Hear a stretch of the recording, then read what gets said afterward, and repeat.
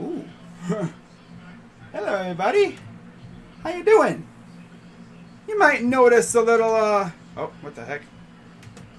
You might notice a little something different. Right? Let me make sure we are cooking on the YouTube. But, wait. What are those logos? Where am I? I thought I was supposed to be in Cleveland. Dude, where's the Rangers at? Ah, shut up. Get out of here. I don't need you. Dude, like, seriously, where's the Rangers? Where's my damn Wi-Fi? Why is my Wi-Fi acting up again? Damn it. It worked so well for so long, and now it wants to act a fool. Shame. Shame, shame, shame. You know I can't have issues. I can't do a stream without lag. But yeah, guys, what's going on? Got a very special stream for you guys tonight, as the Rangers and the Guardians have been postponed until tomorrow. So I'll be streaming them tomorrow. Don't worry. I just figured, I promised y'all a stream. I'm just going to be doing Padres and Mets tonight. And we're going to get the starting lineups for you here in a second. Not sure if I'm going to have a whole lot of people, as apparently the people on my channel don't necessarily like when I do non-Cleveland teams, because when I do non-Cleveland team streams, the streams always seem to flop. But I'm doing the Mets, so maybe the Mets will bring a nice little crowd into here. By the way, score update. Astros and Mariners tied at 4, top of the 4th in Houston. Houston, we got a showdown. But anyways, let's get the lineups for tonight as I get over to this page right here. Okay, yes, we are all ready to go. I mean, I'm not gonna really be, pissed if no one shows up. That's fine. Again, I'm not gonna throw a fit. I mean, people maybe don't want to watch Padres and Mets. Let me make sure the thumbnail and stuff. Yep, it did. New York Mets versus San Diego Padres. People are probably looking on my channel going, hey, yo, where the Guardians at? Screw the Padres and the Mets. Where's the Guardians at? They're rain delayed. So anyways, the starting lineup first for the visiting New York Mets. Leading off, center fielder, Brandon Nimmo. Damn. Batting second, right fielder, Starling Marte. Batting third, shortstop, an old friend of ours, Francisco Lindor. Batting cleanup, designated hitter, Pete Alonso. Batting fifth, left fielder, Mark Canha. Batting sixth, first baseman, J.D. Davis. Batting eighth, seventh, excuse me. Batting seventh, third baseman, Eduardo Escobar. Batting eighth, second baseman, Jeff McNeil. And batting ninth, catcher, Thomas Nido.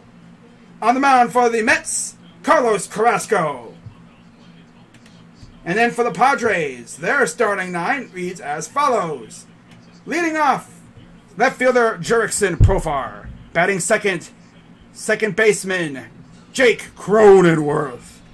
Batting third baseman Manny Machado. Batting cleanup, designated hitter Luke Voigt. Batting fifth, first baseman Eric Hosmer. Batting sixth, you have, don't want to butcher this guy's name. Oh, okay, yeah.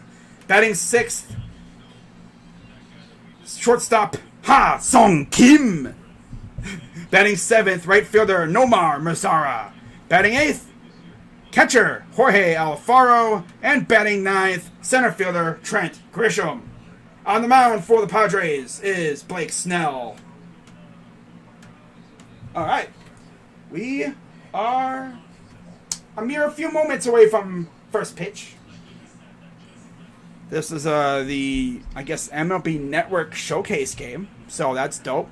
We all know MLB Network's probably going to show up like 2 strikes into the first pitch or whatever. I don't know if they're going to get first pitch, but we'll see. So it sucks, because I got to rely on MLB Network, because I only really get 2 other teams out here. I get Reds and Pirates. Reds, they suck. They're beating up on the friggin' Diamondbacks, and I'm not going to do them. Hell no. And the Pirates are off today. Now, if the Pirates were playing, I might have been doing their game. Because I actually get their channel. But yeah, two of the best teams in the National League facing off here. Take this off because we don't need this anymore. And hopefully we will have ourselves a good game. I'm hoping. Let me move this down a little bit. Oh, yeah. Okay, we're all set now. Shows a pretty dope picture. All I need is a green screen and we'd be all set to go. Brandon Nimmo, Marte, Lindor, Alonso, who is, of course, the RBI leader in the major leagues now. He's probably going to get like another 5 RBIs tonight because that's usually what happens. And there's nothing Jose can do about it. Although he can easily play two games and have a 6 combined RBI thing tomorrow. But yeah, Petco Park. One of the most beautiful scenic ballparks in the MLB. Right up there with Busch and PNC.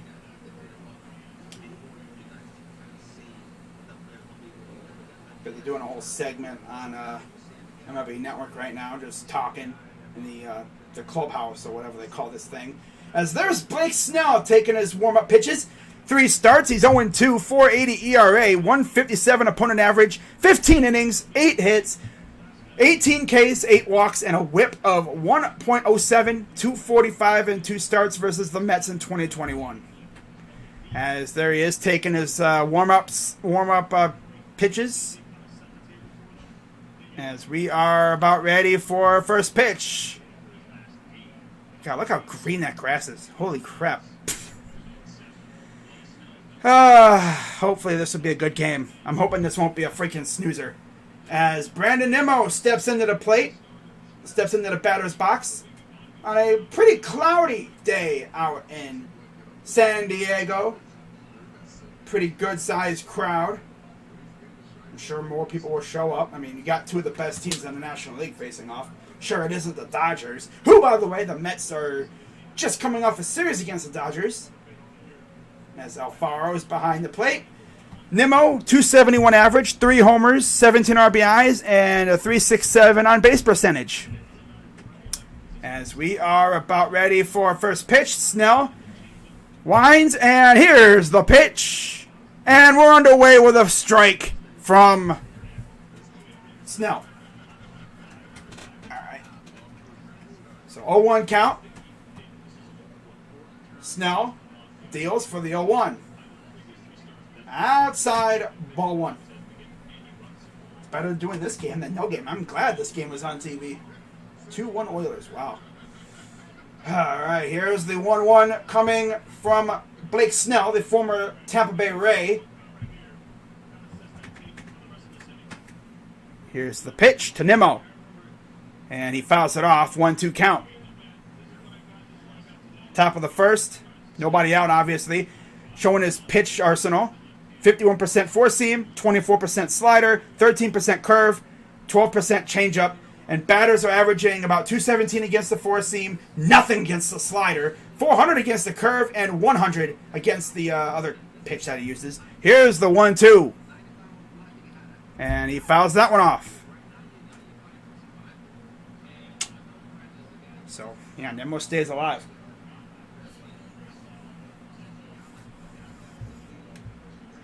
What's up, Jacob and Paramjot? Rich Eisen wants Watson to get the kitchen sink and hit him.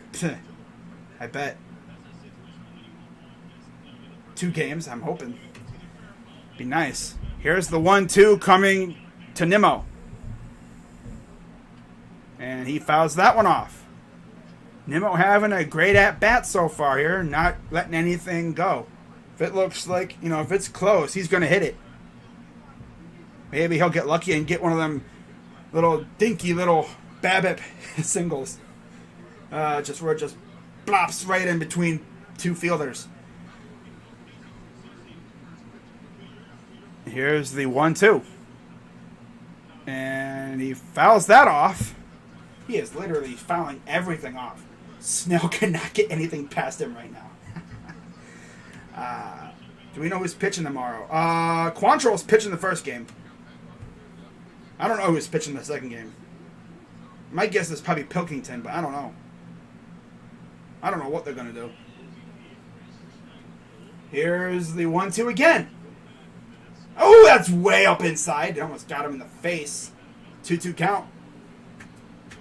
I originally had everything set up to be Red Sox Angels, but I wanted to wait and see what the broadcast was going to be.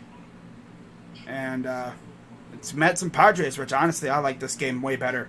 It's kind of funny because Cookie and Lindor are on the Mets. You know, see what these guys are up to. Here's the 2-2. Grounder right up the middle. And there's out number 1.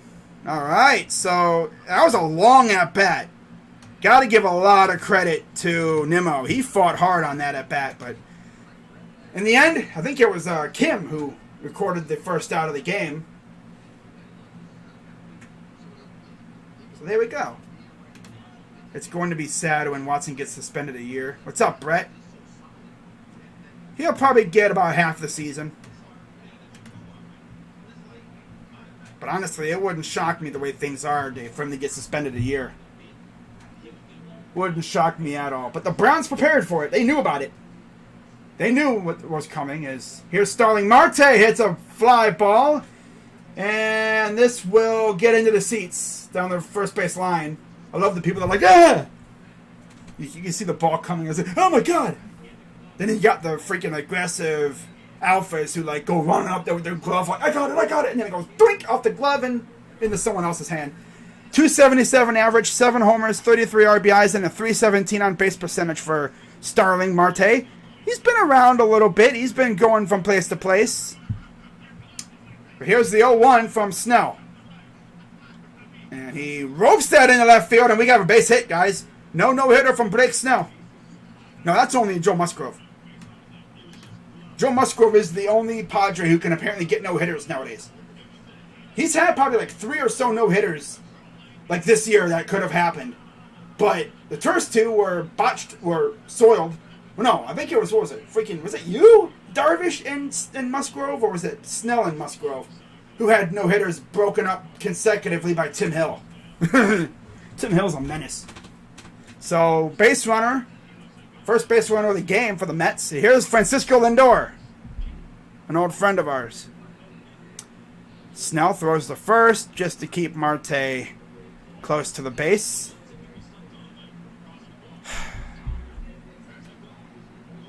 Seven nothing. My God, Reds. Sheesh. My goodness. Okay, just want to make sure you guys can hear me. Here's the first pitch to Lindor. Snell sets, and here's the pitch. Outside, ball 1.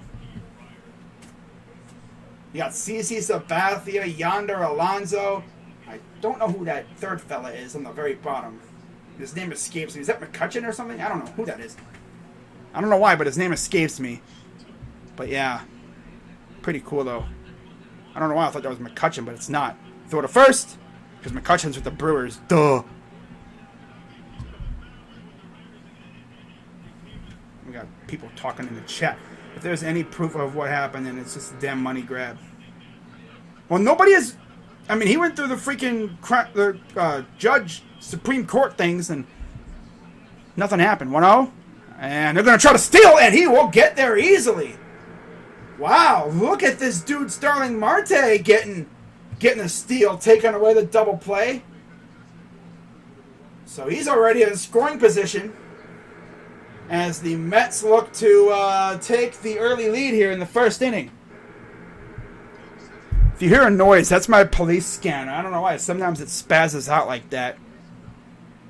Sometimes I wonder if, like, the officers that we're trying to listen into, they leave their freaking microphone on, or it's like just gets staticky. You hear some weird noises on that thing sometimes. The thing's 27 years old. But here's the 1-1 to Lindor. Marte on second, bobbing around like a lunatic. Outside, ball 2. 2-2 count. 2-1 count. Yeah, I mean, if they have no evidence, you're not going to... Goodell is not going to suspend him if there's no, like, nothing major comes out of it. They're not going to suspend him long. 2-1, but he's going to get suspended. Here's the 2-1. They call time. I'll be right back, guys.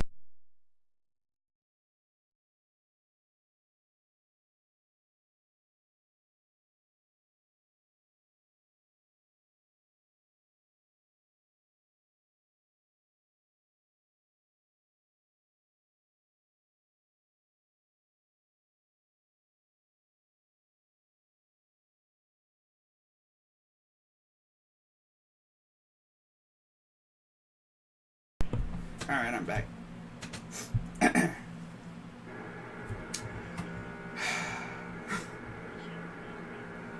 Whatever station they have it on, it's freaking spazzing out, so. Yeah. Here's the 2-2 coming to Lindor, and he stops and fakes a throw to first, or second, to get Marte to go back. Now that Marte's stolen the base, now they're really going to have their eye on him. Should have been a deal in the Watson deal. If he gets suspended, we get our pick back. But it's too late now. Here's the 2-2. Here's the pitch. In the dirt. Full count. Man, Snell, you're not having a great start. 1 out. And you might have 2 on coming up here. For the big Schmeat Pete, who already leads the league in RBIs. Snell, and they call time. Starling Marte chilling on second base, talking with Jake Cronenworth. Snell.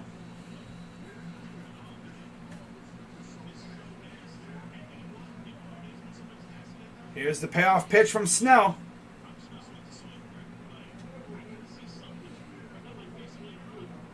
Oh, he's really keeping an eye on. Now he takes time again. Come on, Blake! Dude! This guy's like, you're not going to steal on me again, Starling. No. Not going to happen.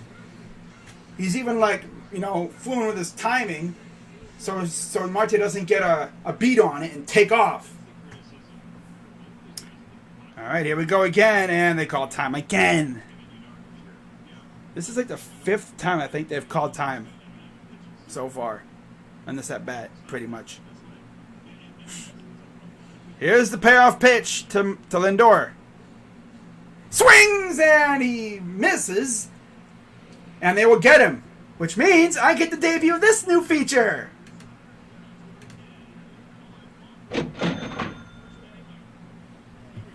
Let me see if y'all heard that. Cha-ching!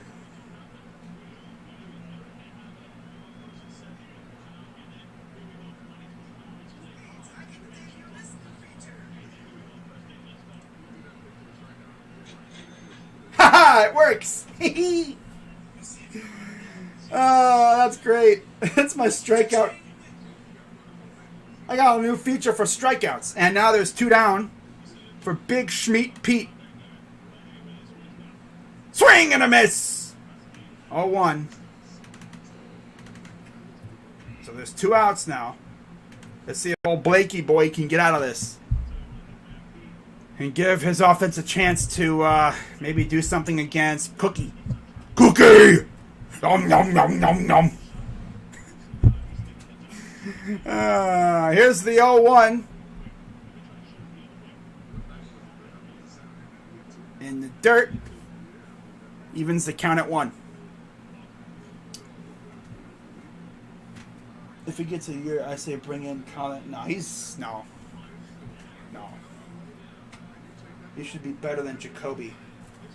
I mean, Jacoby's not trash. Yeah, he was bad in Miami, but that's Miami. At least he can do more than Case Keenum. Here's the 1-1 to Alonso. Checks the runner. Here's the pitch. High, ball 2. Dude, Marte is living in Snell's head right now. This dude, Snell, cannot stop thinking about Marte at second. He's scared of Marte. Home run leader, of course, Alonso, tied with Alvarez and Betts with 16. Then you have Aaron Judge at 21. 21? 21? 21? High ball 3. Honestly, you just walk for Alonso. Don't even give him a chance. D-backs game got postponed. They really postponed it? 7-0. Did they really think the Diamondbacks are going to come back?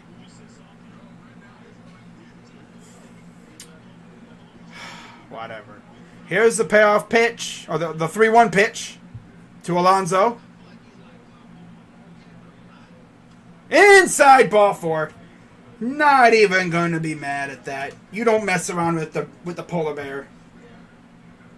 But now you got to really you got to really lock in here and get this next batter out, because you could easily be down 3-0 before your offense even gets a chance to get on the field, get at the plate.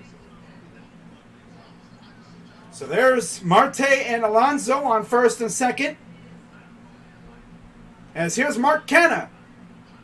297 average, 4 homers, 20 RBIs, 364 on base percentage for the former Oakland Athletic. Plays in left field. Of course, they also got Chris Bassett from the A's as well. And here is the first pitch to Canha. Canha, he do it? Here's the pitch. And that's a good pitch for a strike 1. Inner portion of the zone. If Canha had swung at that and made contact, it would have been a jam job. It would have been probably too easy or anything. I think Watson gets 8. I think he'll probably get 6. Yeah. I think he'll get 6. Because he wasn't convicted as a criminal. People talk about, Calvin Ridley. Well, Calvin Ridley bet on his own team. That's sports betting. Here's the 0-1. Takes the strike 2. That's a whole different animal.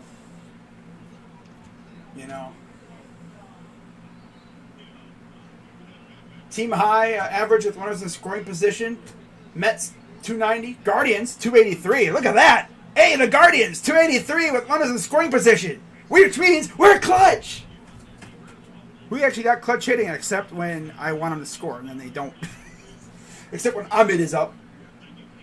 But here's the 0-2 from Snell. In the dirt. Ball 1. Okay. Kind of sucks because we can't listen to Don Orsillo make the. This would have been MLB Network anyway. They wouldn't have had the broadcast from San Diego anyway. Kind of happy it was this game over the freaking Angels and Red Sox game. You had freaking Michael Wacha versus Noah Syndergaard. I like Cookie versus Snell. That's a good matchup. Here's the 1-2, the Canha. Oh, everyone sits and waits. High ball 2. I like that. Completely silent on the TV. Everyone's just sitting there waiting. What's he going to do? Dude, CeCe Sabathia, man. Dude was an absolute legend with us. Honestly, if we need a new bullpen, if we need a new a pitching coach, he'd be a good guy to bring in to be a pitching coach if he's interested. That'd be dope. Here's the 2-2. And that's low, full count. And all of a sudden, Blake Snell's got himself in a bit of a pickle. Full count, 2 outs, 2 on, against Mark Canha.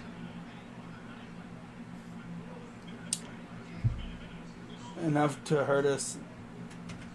To miss playoffs. Hard to say. So, full count. Here's the payoff pitch. And the dirt. Oh, no. Low ball 4, and the bases are loaded. Oh, Blake. Oh, no, Blakey boy. Blake. Fraud. Cavs should trade for Donovan Mitchell. I'm on the fence about that. Because he would give Darius that lethal number 2 scorer. The lethal second scoring option to help him out. But we'd probably have to get rid of Sexton and probably Chetty or Okoro and more to get him. So here is J.D. Davis. 1 homer, 10 RBIs, 339 on base percentage, and 247 average. And he check swings, foul ball, 0-1. So now if you're Blake Snell, it's gotten better. So look at stuff, Fernando Tatis. He should be back soon, right? I heard he could be back by the end of the month. It's good to see him in the dugout. I believe he got involved in a vehicle crash. That's why he's not playing. I think it was like a wrist injury. So that's why he's been out. But you know he's itching to come back. Here's the 0-1 coming to Davis. And he swings and misses 0-2. Imagine Blake Snell is just the ultimate troll. He fakes being garbage, loads the bases, and then just blazes through J.D. Davis. Because, of course, he would. Wizards should take that deal. Oh, Bradley Beal gives Wizards 14. Yeah. There's a lot of things we could do. That's what makes it so interesting. So, yeah, you have Conner at first, Alonso on second, Marte at third, 2 out, 0-2 count for J.D. Davis. They could blow the game wide open right here. Here's the pitch. Oh, high fly ball, not foul. Fouls it back. Pretty good mix of Mets fans in the crowd, just from what I see behind home plate. I could see a couple Mets fans. Pretty good, contingent. Mets fans travel really well, though. This inning is taking freaking forever, though. Like a half hour, it feels like. Just the top of the inning. The Mets we haven't even seen Cookie yet. Almost 30 minutes. Here's the 0-2. High ball 1. My God, Blake. This is going to take a half an hour. Oh, my God, bro. This guy sucks. Blake Snell. Oh, Blakey boy, what are you doing, bro? Blakey boy. Got 6 people in the chat. Shout out to everybody watching. We're going to see if Blake Snell's a fraud. Blake Snell. Blake Snell. Is that Bob Melvin? Yeah, that's right. They have a new manager. Here's the 1-2. Oh, that fouls it back. Dude, got to give credit to JD, though. He's hitting everything. He's trying. Man, if J.D. Davis hits a grand slam, oh my God. Oh my God. Career bases loaded, 3 walks.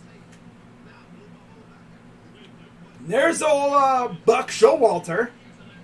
It's a pretty good coaching matchup. Buck Showalter and Bob Melvin, who used to be with the A's, but they lured him away from Oakland to go play for the better team in California. Get away from the mausoleum. Here's the 1-2. Outside! Ball 2. He was trying to Picasso that dude. He was like hoping that thing would like last second just dip into the zone like by a fingernail. But it wouldn't go. This is crazy. What's good, Bear? Alright. Here's the 2-2 coming to Davis. We've only had like 1 ball really hit into the field so far that wound up as a hit. 2-2 pitch. Ball 3. My God, Blake, you suck, dude. Blake, you're a fraud. This feels weird, me doing a non-Guardians game. I can just sit... Oh, look at that, Escobar. Dude, my God, Blake. You suck, dude. You had 2 outs, and you just do... This bozo can't get people out. He's almost at 40 pitches in the first inning. How long is freaking Bob Melvin going to give him? Or whoever the manager is. I think it's Bob Melvin. Allowed 1 first-inning run in 3 starts. Wow. Payoff pitch. Here's the pitch. And fouls that off. He's literally not missing anything. He's not getting a lot of swing and misses right now. These guys are just fouling off everything. Almost 40 pitches. 16 balls, 19 strikes. And yes, we're still in the first inning. Yeah, be sure to hit the like button, subscribe, hit the bell. I might be doing some more non-Guardian games. Here's the payoff pitch.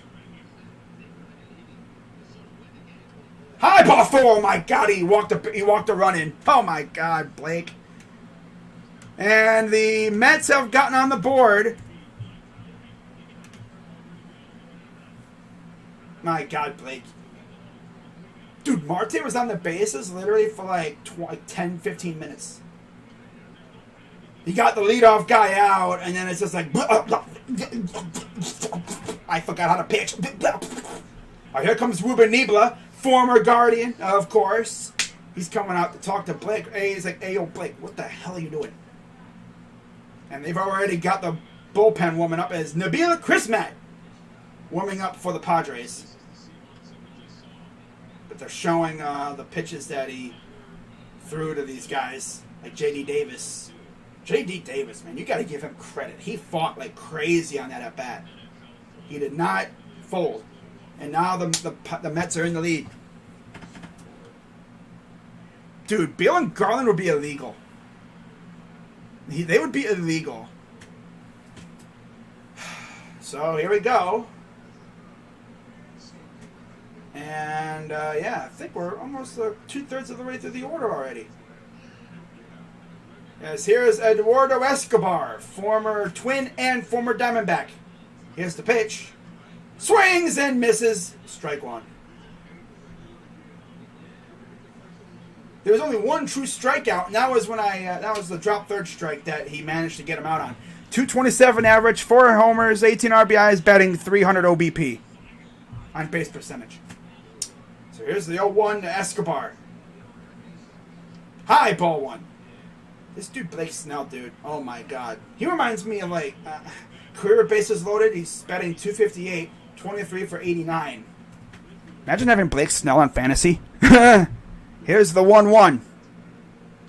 And he's going to line it. Oh, just past the glove of the diving second baseman. And here comes Alonso. And I think, yep, there is Canna. So 2 runs score. And it is 3-0 Mets. Let me see where they end up. I'm going to change the score here. But how about Eduardo Escobar, man? Getting after it. 3-0, runners at the corners.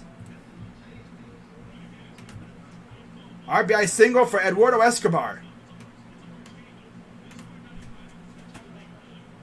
How long are they going to give Blake Snell? He might not get out of this inning.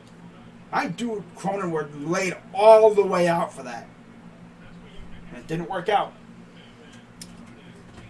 So, 39 pitches. This will be his 40th pitch of the evening, and we're still in the first. And here's Jeff McNeil. 311 average, 3 homers, 26 RBIs, 365 on base percentage. See what at bat we get here. Snell sets, and here's the pitch. And he swings. Well, he's trying to put that one in the seats. 0-1 count. 3-0 Mets early on here.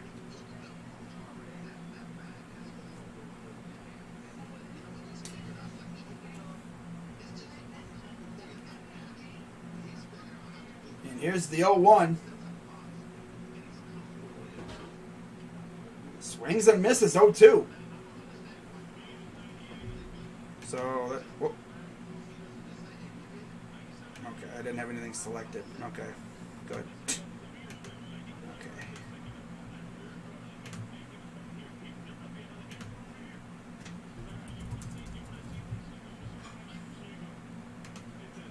Here's the pitch.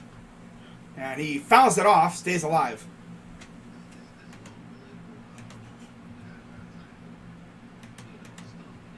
But yeah, I'm probably going to be doing more non-Guardian games.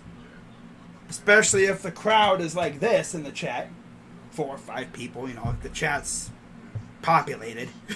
I'm probably still going to do games. Especially like if the Guardians are off or something and I'm bored. Here's the pitch. Chopper to short. Throw to first, and hallelujah, they got out of the inning. Oh my God. They got out of the inning, guys. Hallelujah. We are going to the bottom of the first after damn near freaking almost around a half hour. That inning lasted a half hour, guys. That's insane. I've seen innings last longer, though. But wow, an inning that lasted a half hour resulted in 3 runs. In my experience, when innings go that long, I've seen teams put up 7, 8 runs in an inning. And the pitcher gets pulled. So we go to the bottom of the first.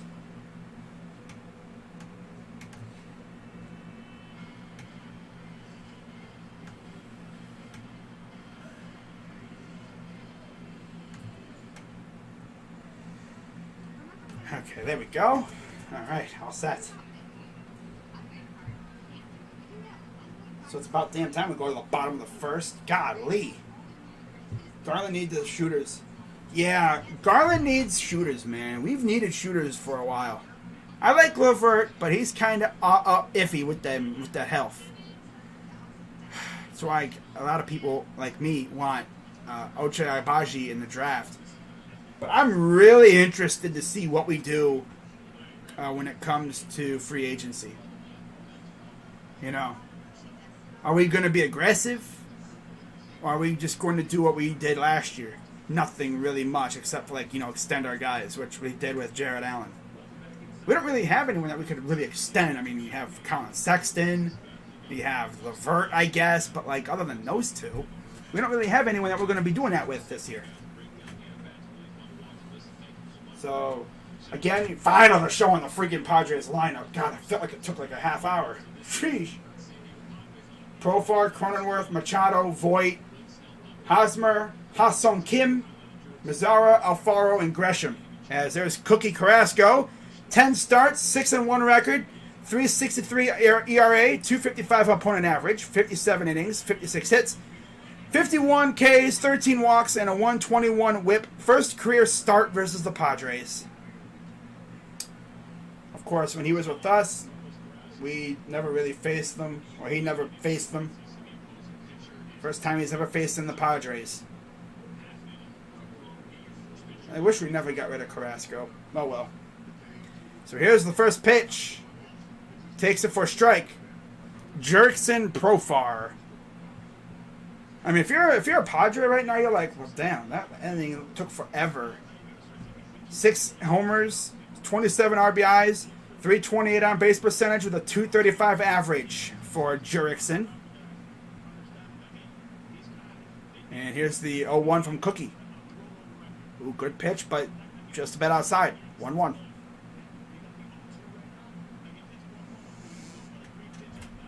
We got 8 people in the chat, man. Shout out to everyone. We got Steven Nelson, CC, Cliff Floyd. Oh, damn. I did not know that was Cliff Floyd. Okay, then. Oh, yeah, well, damn. Here's the pitch. Fouls it off. 1-1. 1-1-2 count.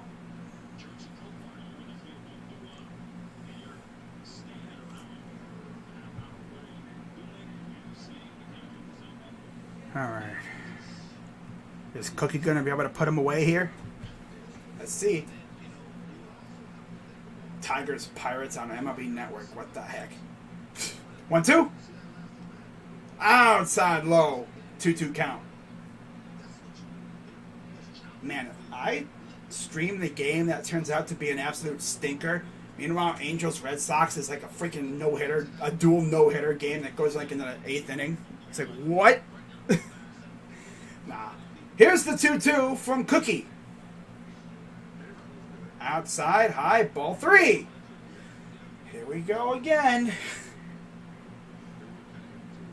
The added pressure of Crazy Dog streaming your game as these 2 pitchers looking like they're shaking.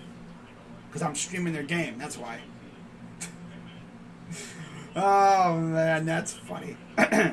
Here's the payoff pitch. Grounds it foul. Carrasco, 41% four-seam, 25% changeup, 22% slider, 7% sinker, 5% curve. 288 against four seam, 197 against the changeup, 224 against the slider, 462 against the sinker, 333 against the curve. So he shouldn't really throw his curve or sinker that much. Payoff pitch, and that's belted foul, deep down the first base side. Man, imagine people be showing up like, how in the hell is it freaking still the first inning? Freaking half, like a 30, almost 30-minute freaking top of the first from the Mets. Talk about having patience. Here's the payoff pitch again from Cookie. Grounder foul again. We're going to have a freaking 1 hour alone of just first inning. Oh my goodness. I've streamed games like this. But it's usually been my team getting smacked like this, except for like a couple times like when we would smack somebody like this. But usually when we have an inning that's like longer than 20 minutes, it's because of us blasting teams. Payoff pitch! And that's foul again. These pitchers, Cookie and Blake, just cannot get guys to miss. Meanwhile, Bieber was out here making everybody miss. McDavid to Draisaitl. Wow. Back of the net, 4-2. Wow. Nice. Payoff pitch again from Cookie. And here's a high fly ball. Deep left, and that'll get down. That's going to be a double for Jurickson Profar. And great start for the Padres as, hey, get your leadoff guy on base. You're starting off cooking against Cookie. Put it right into the deep left center field like pocket there, and right between the left and center fielders. In that awkward space, like where nobody could really get it. So there you go. That's a way to start it. Okay, buddy, let's go. Who needs a boring stream when you got me doing it, man? Oakland needs shooters. Oh, Garland. Yeah, Garland. I said Oakland. What? Here's Jake Cronenworth, 217 average, 5 homers, 26 RBIs. First pitch, right down the middle, 93 mile per hour. Takes it for strike one. Oh, you can just get a double play. Nope, no double play because dude's on second. So here's Jake Cronenworth, the Crone Zone. Here's the 0-1. In the dirt.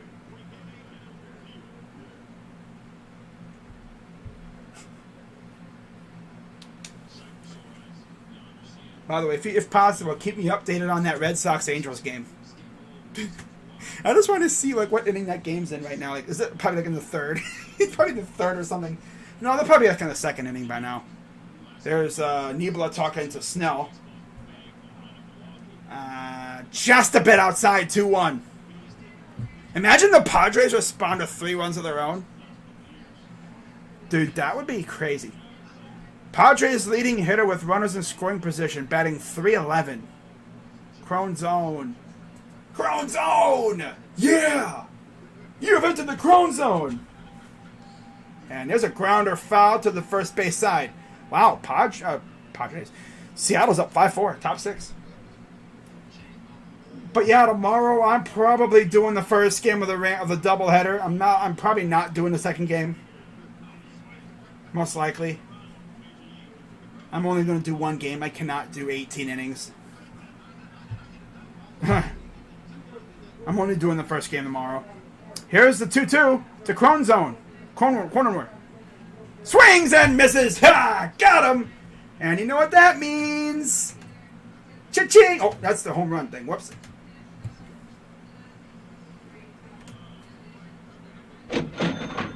Cha-ching! But yeah, I added a new home run thing here. There you go. Look at that. I like the home run thing. But yeah, we have our first out of the bottom of the first. I got all kinds of bells and whistles on this freaking thing now. I should just like get like a freaking like, you know, make everything like the home run thing and the cha-ching. Put that like on a key, so I can just go bam, smack the key, and it cha-ching. So here's Manny Machado, 9 homers, 32 RBIs. For Manny, the former Baltimore Oriole and one-time LA Dodger. He was only a Dodger for like half a season. Of course, he helped the Dodgers go to the World Series.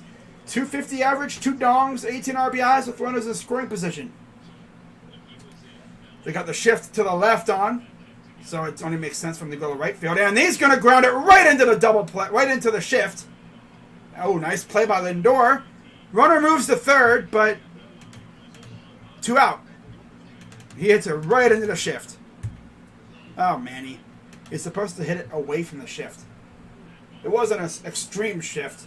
It was like a subtle shift. Like, guys were over here moving over to the right. You still had one guy at first, though. Just in case, because you had to have a guy in the area code just in case the ball went to Lindor. So runner at third with 2 down, and it's only taken Cookie 17 pitches to get to this point. Can the Padres get a run back? Here's the first pitch. Inside, ball 1. And here's Luke Voigt, former Yankee and Cardinal. 4 homers, 232 average, 13 RBIs, and a 336 on-base percentage for Luke. He was a guy that I thought we could go after. Oh well. Outside, ball 2. What's up, Big Fridge? I don't know when the Tatis... I heard Tatis could be back by the end of this month. But I don't know. We'll see. But yes, this is the one and only. You already know. Here's the pitch. Grounds it foul. Third base side. 2-1.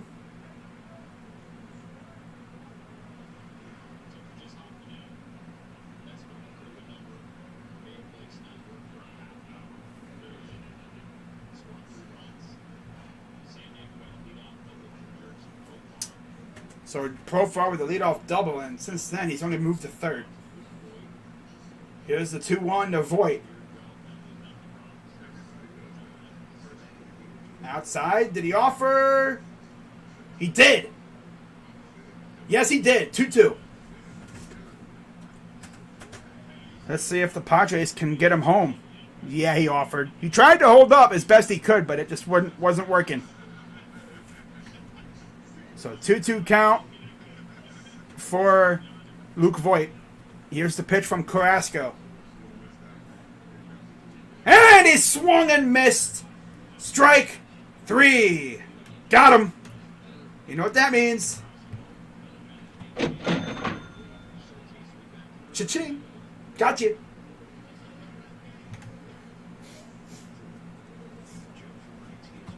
All right, so we go to the top of the second. 3-0 Mets. Metropolitans. Okay. I know that feeling when you get a runner at third and you can't score. That's tough. Here we go. Top of the second. Finally, we're out of the first inning. It only took about 50 minutes to get out of the first inning. No big deal. Like 40 of that was with the Mets at the plate. About 30 minutes of actual game time. I mean, I went live probably like a good 5 or so minutes away from, like 10 minutes ahead of first pitch, right around there. So it's been about a half hour, just over like a half hour combined. It felt like way longer though.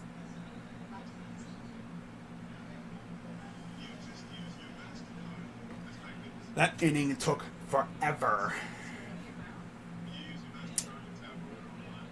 But we're finally going to the top of the second. Let's see if the Mets can continue the torture of Blake Snell.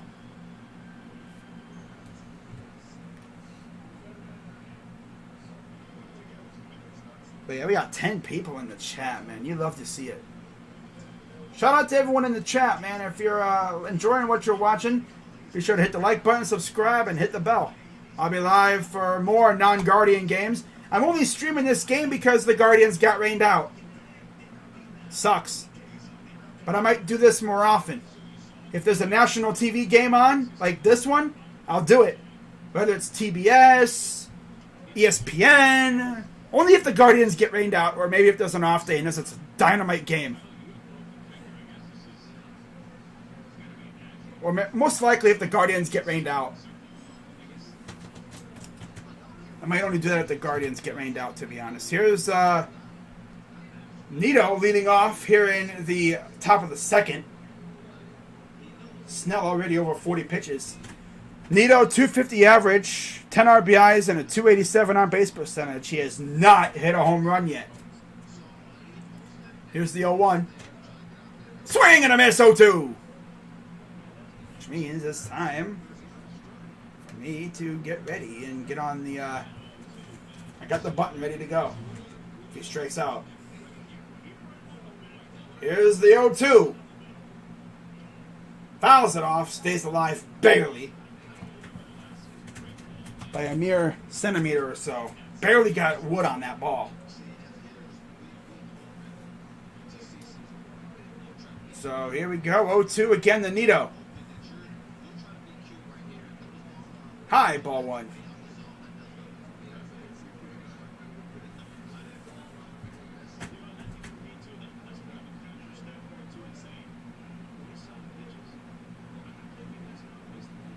Here's the 1-2 coming to Nito. Did he offer? No, he didn't. 2-2.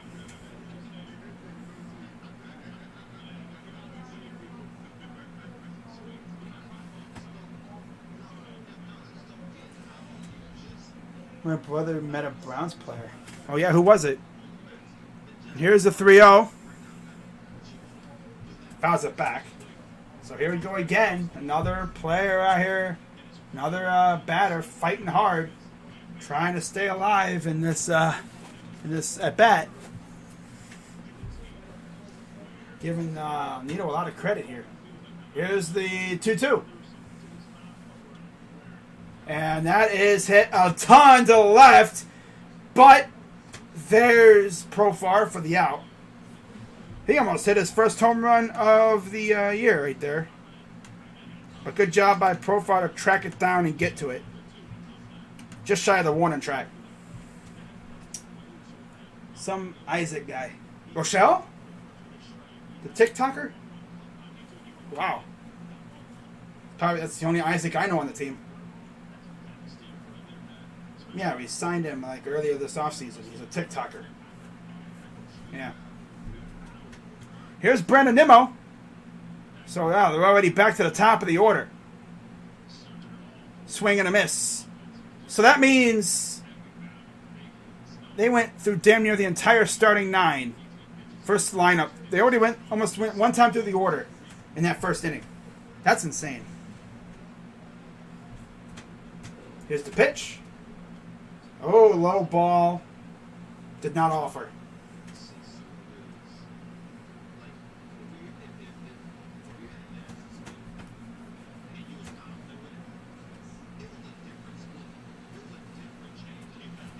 Here's the 1-1. Swing and a miss. 1-2. Yeah, Isaac Rochelle. We just signed him like about a month or so ago. Yeah. He's a TikToker. Here's the 1-2. Oh, we got him!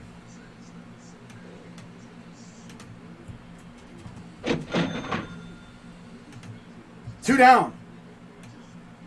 Wow, that's a great way to rebound after a really long first inning. So let's see if he can get that third out. Took him forever to get that third out last time. Got Brandon Nimmo staring. He caught him staring. And now here's Starling Marte, who got the party started last time. Got on first with a little blooper to left. The single, and then a stolen base, and then he scored. 7 homers, 33 RBIs, and a 320 on base percentage. Outside, ball 1-1 count. I know. I literally just said that, Big Fridge. 1-1. Fouls it to the right side. 1-2 count. And now Snell is just one strike away from getting out of this second inning by only throwing essentially, 17 pitches? Pretty much. Right around there. Like barely 17 pitches. Barely. Here's the 1-2 from Snell. Fouls it off. 3-0 Mets lead here, top of the second. 1-2 count. Nobody on. 2 outs for Blake Snell going up against Starling Marte. This is already the Mets' second time through the order. Here's the 1-2. Did he offer? No, he didn't. 2-2. But yeah, if you're wondering why I'm doing this game and not the Guardians, well, the Guardians got rained out. Can't do a game if it's not on TV. So I'm doing this game because I wanted to do a game, and I figured, why not? Oh, I see. They called the game. They didn't postpone it. Yeah, since he won, I was going to say, it'd be pointless to have a game restart when you're already up 7-0. It makes no sense. 2-2. Swing! You got him! Yeah. Cha-ching. And that'll do it for the top of the second. We go to the bottom of the second. Mets up 3-0.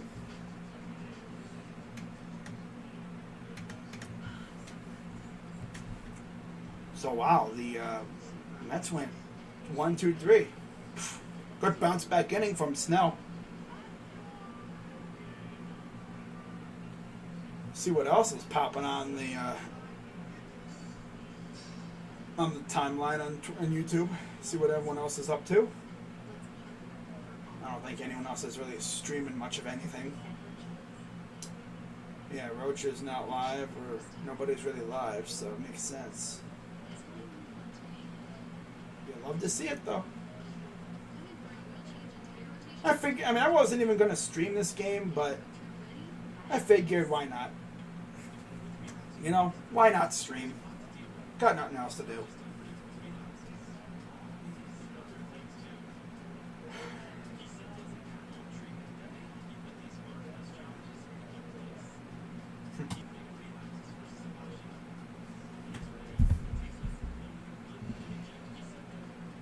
Nothing like another lag spike. That's always lovely.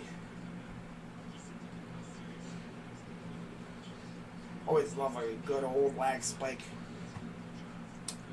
I have to put my phone over to my side because if I bring it up to the computer on there, it freaking messes with the freaking probably interference or something. Never really had a problem with my other thing, but of course I'm using a smaller, weaker computer, so of course there would be issues. We have a doubleheader. Yep. Yes, we do. I think there's a couple other. I think there's another game that got postponed. Last I checked, the Jays game was postponed. Canceled. Well, not canceled, but All-Star Celebrity Softball game. Wow. CeCe's going to be in that game. That's crazy.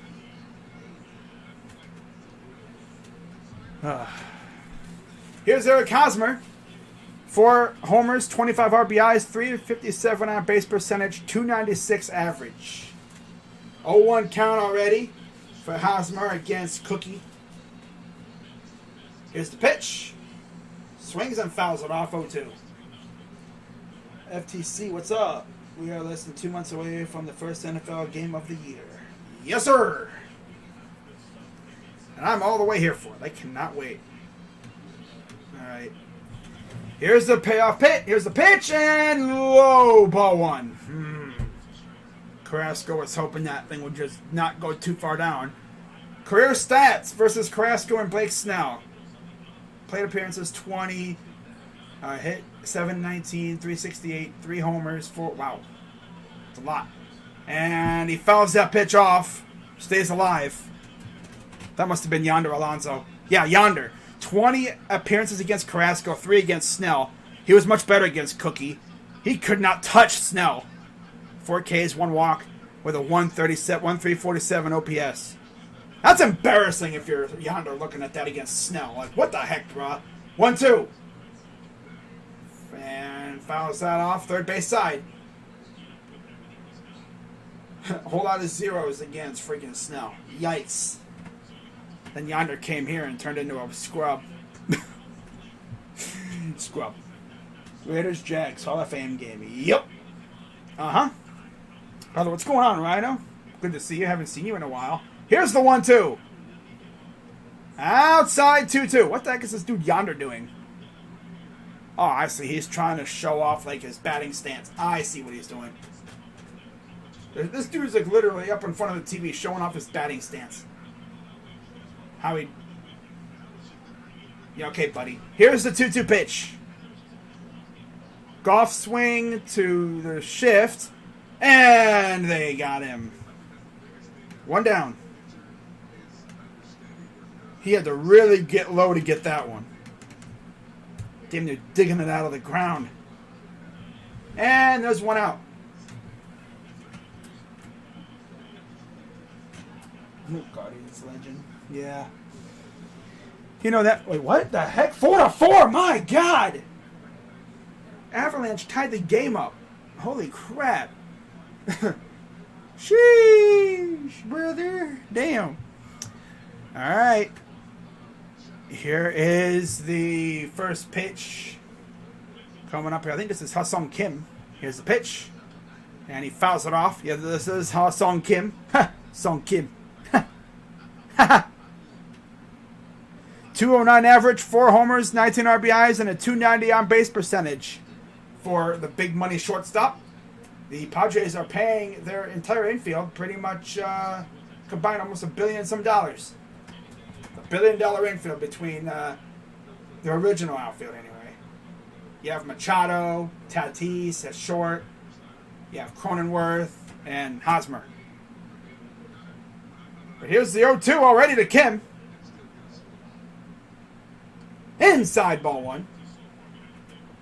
Cookie has thrown 32 pitches so far here in about 1 in the third innings.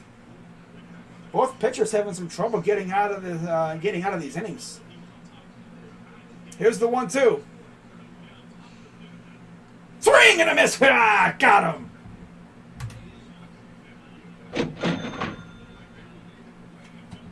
And there's 2 down.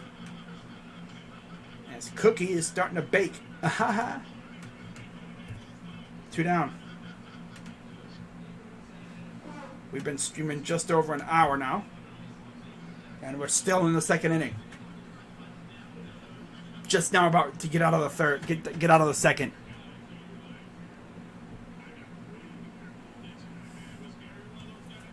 Still 3-0 Mets. Here's the pitch. Is this Mazzara?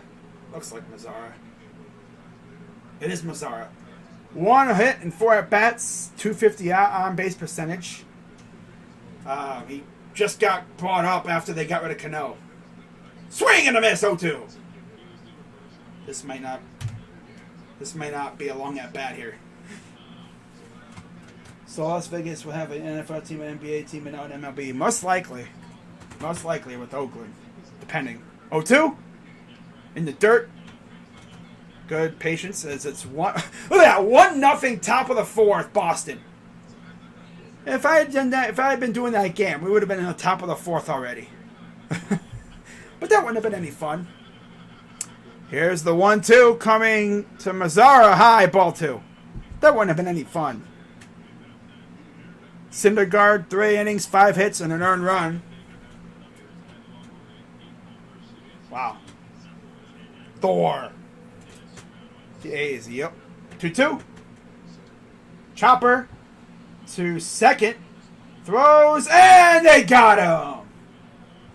And that'll do it for the second inning. As the, again, the Padres, are they gonna look at this? Nope, they're not gonna look at it. Nope. They decided against it.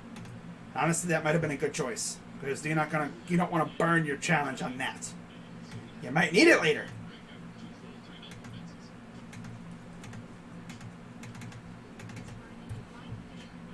go. We go to the top of the third. 3-0 Mets. Meet the Mets. Meet the Mets. Snell sucks balls. 2 years ago, he was saying he deserved full salary for a third of a season. Look at him now. Because the Warriors didn't want to leave the Bay Area behind. You see how lit their fans are. They just wanted to move to San Francisco. I think that's where they're originally from, like in the Bay Area. You know, when they moved to the Bay Area. Because I think they used to be in somewhere else, but they went to San Francisco first, and then they moved to Oakland. But now they're back in San Fran. But wasn't Blake Snell the one that was talking about a slap dick prospect when they made a trade? Or was that someone else? I could have sworn it was him. 5'4", my God. 5'4", Colorado. What the heck, bro? My God. Oilers. They choked. A 4-2 lead. What the heck is that series? My God, that's tough. Oh, boy. Damn. Oh, man. Avs lead. Yep. I literally just saw that. 4-point night for Cal McCarr. Wait, isn't there a freaking, Yeah, there's a, YouTuber that's in the community. He's always in the Sports Fury streams named McCarr. I wonder how many people see that name and go, oh my God, is that Kale? It's like, no, different spelling. So Blake Snell back out for the top of the third, and he will get Francisco Lindor leading off. It'll be, I believe, Lindor, and then, of course, you have Big Schmeat Pete following up at after.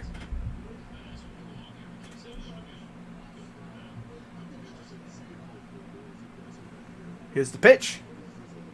Outside. Oh, they call that a strike. Okay, they call that a strike. All right, then. Here's the 0-1, the 62nd pitch of the evening. And that's in the dirt, ball one. Jets own the North. Really, who sent me a DM of him saying the Jets are going to win the whole damn thing this year. Did he really?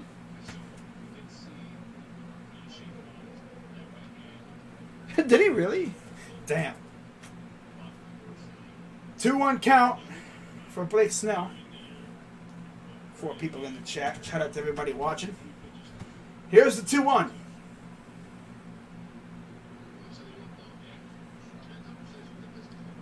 Lines it to right field. That's a base hit for Lindor. And there you go. Base runner for the Mets.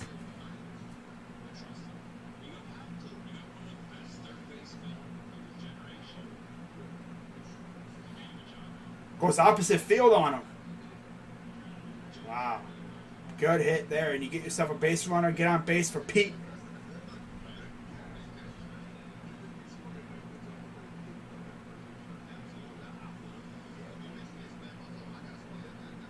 "64 pitches for Blake Snell." I don't know what their first base coach is doing. He's like doing this. Do. If you like it, then you put a ring on it. If you like it, then you should have put a ring on it. Oh, what's this now? Oh, the glove. He needs the glove. Come on, man. Get your head on straight, dude. You need that glove. Kirby. Rain Kirby? Kirby. Uh-huh.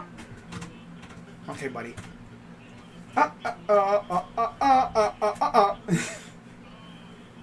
He needs his glove, buddy. His oven mitt. Here's Pete Alonso from Snell. I'm going to throw to first. Lindor gets back with ease. Hey, fix my glove. It won't fit. Does he have... Oh, he has dual oven mitts. Okay. Hot, hot, hot, hot, hot. Oh, man. Here's the first pitch to Alonso. Again, throw to first. I swear, if Pete Alonso hits a dong after all this... Now it's 5-5. What the heck is going on in that game right now? My God. Damn. Season splits by times facing a starter. He gets better the third as he gets through. Third time through. 368 average, 3 dongs. Over a 1,000 OPS. So if I don't think he'll face Snell a third time. But who knows? This is already a second time. Snell might be out of the game by the time he gets back up to the plate. Here's the 0-1 coming to Pete. Again, throw to first. My God, bro, he's not going to steal. You're a lefty. You're staring right at him. Do you think he's that dumb to where he would steal with you looking right at him? Hell no. Nobody's that dumb. He'll just wait and steal once you do your windup. That's all. Lindor takes his lead off of first. A lot of juking and jiving over there. Here's the 0-1. Swing and a miss. Oh, God. That was a healthy hack. He's trying to hit the Western Metal Supply building. He's trying to deposit that into the seats. Swung over top of that one. Eesh. Very healthy hack by Pete there. Let's see if Snell can put him away, and he does not offer it that one. Oh, it's a 1-2 count. Maybe he thought he could catch him on that one, but he didn't. 5-5, I know. It's friggin' insane. 1-2 count. Alonso, he walked in the first. He scored a run. 16 homers, 54 RBIs. Of course, he leads the league in RBIs now with the Guardians being off and Jose not having base runners, apparently. Here's the 1-2 from Snell. High, ball 2.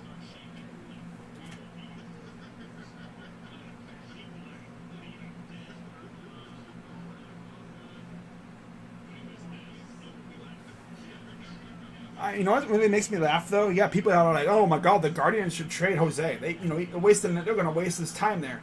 Thing is, Jose has a no trade clause now. He ain't going nowhere. Here's the 2-2. In the dirt, full count. Are we going to get another walk from Pete Alonso? He's going to get the Jose treatment. They're not even going to deal with him as you have Mark Canha on deck. Of course, you have Eduardo Escobar lurking as well down the lineup with Jeff Mcneil and the others. So, payoff pitch coming from Snell. Still nobody out. And here's the pitch. And he got him. So, there you go.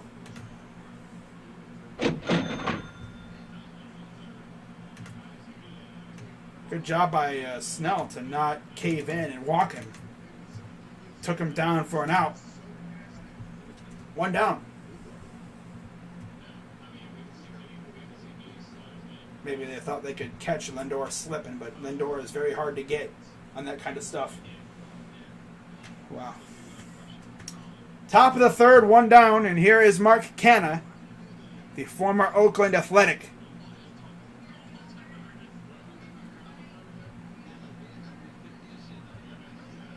Here's the pitch, and he swings and misses. Strike 1. Yeah, there's no way Pete Alonso is facing Snell again in this game. Snell may not even last four games. What the heck? 4 innings. I don't know if he's even going to last out of this inning.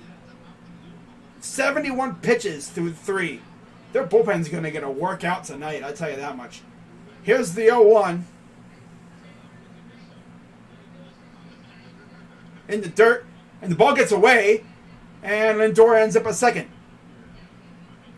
I think he was stealing, so gets the easy takeaway. Oh, look at this. Cliff Floyd. Ooh. Ugh. Yeah, look at that Shea. Wow. Off of the Braves, the Phillies. Mashing. Cliff Floyd, wow. Look at Snell. He's like, ah! You know, he's thinking like, damn it, I thought I had him. We would have had him. 1-0 double play against 72 pitches for Snell.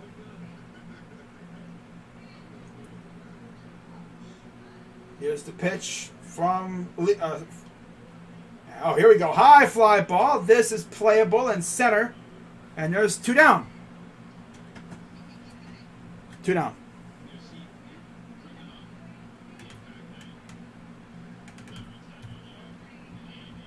Okay.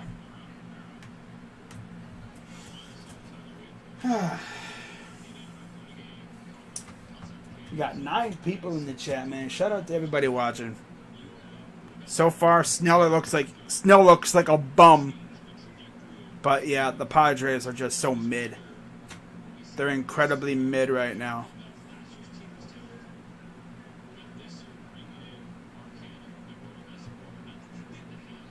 Here's the first pitch.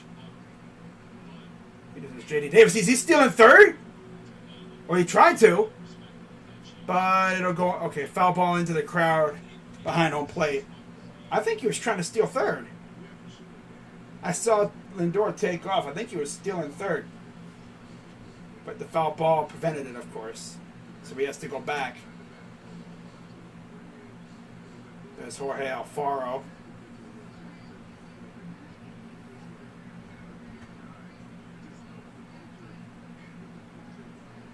Wow. I've been meaning to go to a Blue Jackets game forever. What's up, Asia? Here's the 0-1. Hey, Asia, look, it's your team, right? The Mets. Lindor over there doing all kinds of maneuvers. Oh, he tried to check. Went too far, 0-2. Yeah, Asia, isn't this the team that you work for? Somewhat, you work at the stadium? If I'm not mistaken. Here's J.D. Davis. 1 homer, 11 RBIs, 345 on base percentage. I'm pretty sure Asia works for she works at Citi Field. I'm pretty sure she does. I know someone in the community does. Pretty dope, actually. But here's the 0-2. And he'll hit a high fly ball. Uh-oh. Deep and caught on the track by the center fielder. He really had to track that one down, but good job to get that one. And we go to the bottom of the third. I want to see if Wooded Dong would have something for that one. That one went a long way. Do you think... I know. Okay, I know they're not your team. I know you worked there. But, yeah, you worked there. I figured. That's right. I remember you... I think it was you. Yeah, you mentioned something like that. Do you think you're all going to beat my Steelers? Is water wet, Jacob? Yes, I think we will. If Deshaun plays. If it's Jacoby, then I don't know. But, God, imagine we get Jacoby versus Mitch. Oh, talk about a D-list QB matchup. My God. But, yeah, Asia, I didn't know if they were your team specifically, but I thought I remember you worked there at Citi Field. Pretty dope. Yeah. I could just imagine working at a baseball stadium, like an open-air stadium. Like, you'd be driving to the game, and you just see the weather is just kind of crappy, and you're just hoping, like, please cancel, please postpone. But it's like, oh, wait, if they postpone, that's 2 games in one day. Ew.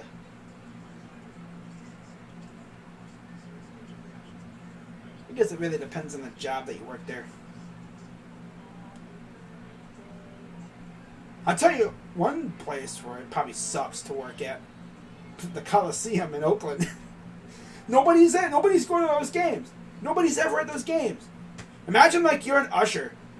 And they say, okay, we need you to work, let's say, upper deck, like, whatever level. I don't know the levels of the Coliseum. But you wind up working on a level where there's like nobody at, so you're just like standing there in the aisleway, just like watching the game, and you just see like your whole section, the whole area is like completely just deserted.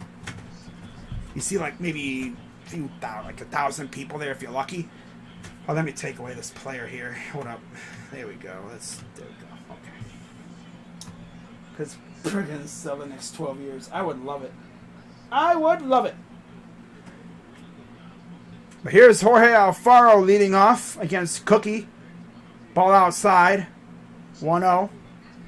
3-0 Mets here, bottom of the third. After a horrendous first inning by Snell.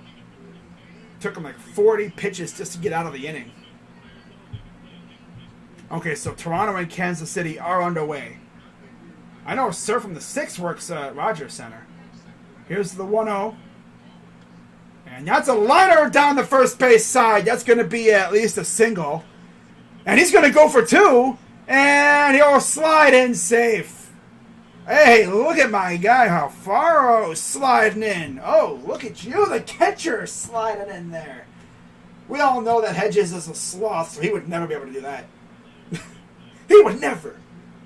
He would never be able to do that. Luke Mcneil might be able to, but I don't know about that. But yeah, Alfaro showing the wheels. Leadoff double again. They did this the first inning too, right? Yeah, with Profar. And it wound up being nothing. Look at Jorge with the wheels, though. Former Miami Marlin. A lot of these guys, man, they play for a bum team and they kind of just, whatever. But they play for 5th double of the year for Jorge. Wow. Jorge, hip hip, Jorge, hip hip, Jorge. Do I miss Lindor? I mean, part of me does, but part of me doesn't. Like, as the player, yeah, but that contract, ugh. 340. Us Guardians, Indians fans, whatever. Here's Trent Grisham, 3 homers, 18 RBIs, 289 on base percentage, 179 average. Like, we knew we weren't going to keep Lindor. We knew it. It wasn't happening. We knew the contract he wanted would be enormous. We knew that there was no way we were keeping him. It was just that, just get a good package for him. And hey, we got Andres Gimenez, who's unlocked his power bat this year. Last year, he struggled so hard. This year, he's got like 6 or 7 home runs. Like, he looks like our franchise shortstop. And it's probably because he's actually getting legit starts. Now, all we need to do is either send Ahmed off for something or tell Ahmed to get your freaking act together, bozo, because you're going to be out of here if you don't. Ahmed's struggling big time. It's like Ahmed and Andres switched spots. Here's the 1-2. Oh, that's a bad swing and a miss. And that'll be 1 down.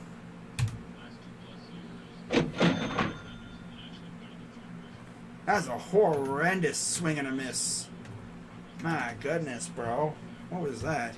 So 1 down for Cookie. And are they going to squander another leadoff double? If they really do, that's going to suck. All right.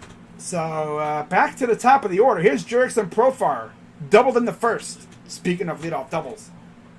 Let's see if he can bring home Jorge Alfaro and get him on the board here. Here's the first pitch. Low. Ball 1.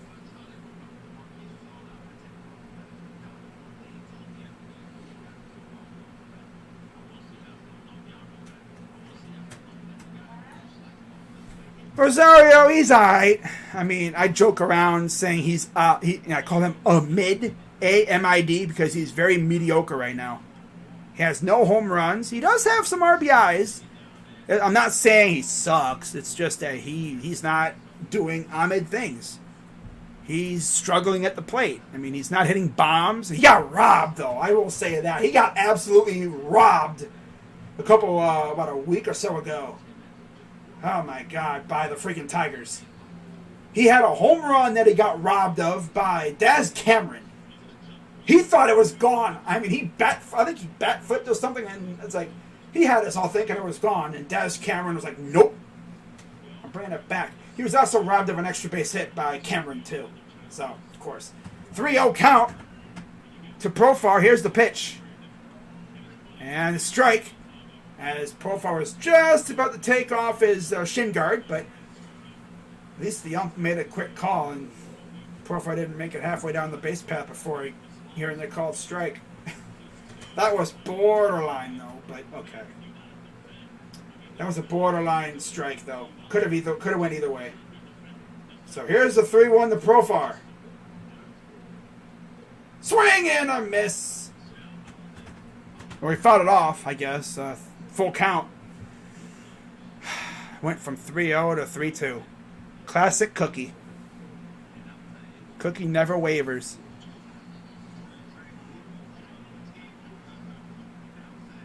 There's Alfaro on second. 5-4 Seattle, top of the 8th. Ooh. And here's the payoff pitch to Profar. And he's going to line that into left field. Let's see if Alfaro can score. And Alfaro's steaming home, and he will score. There you go. Padres are now on the board, and they're not getting shut out. Let's see. Okay, they're going to say, oh, did he hurt himself? I hope Profar didn't hurt himself. He was reduced to only a single because I think he hurt himself. And he's coming out of the game. Yeah, Profar's coming out.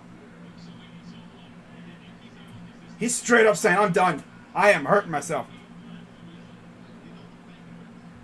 He didn't, get out, did he?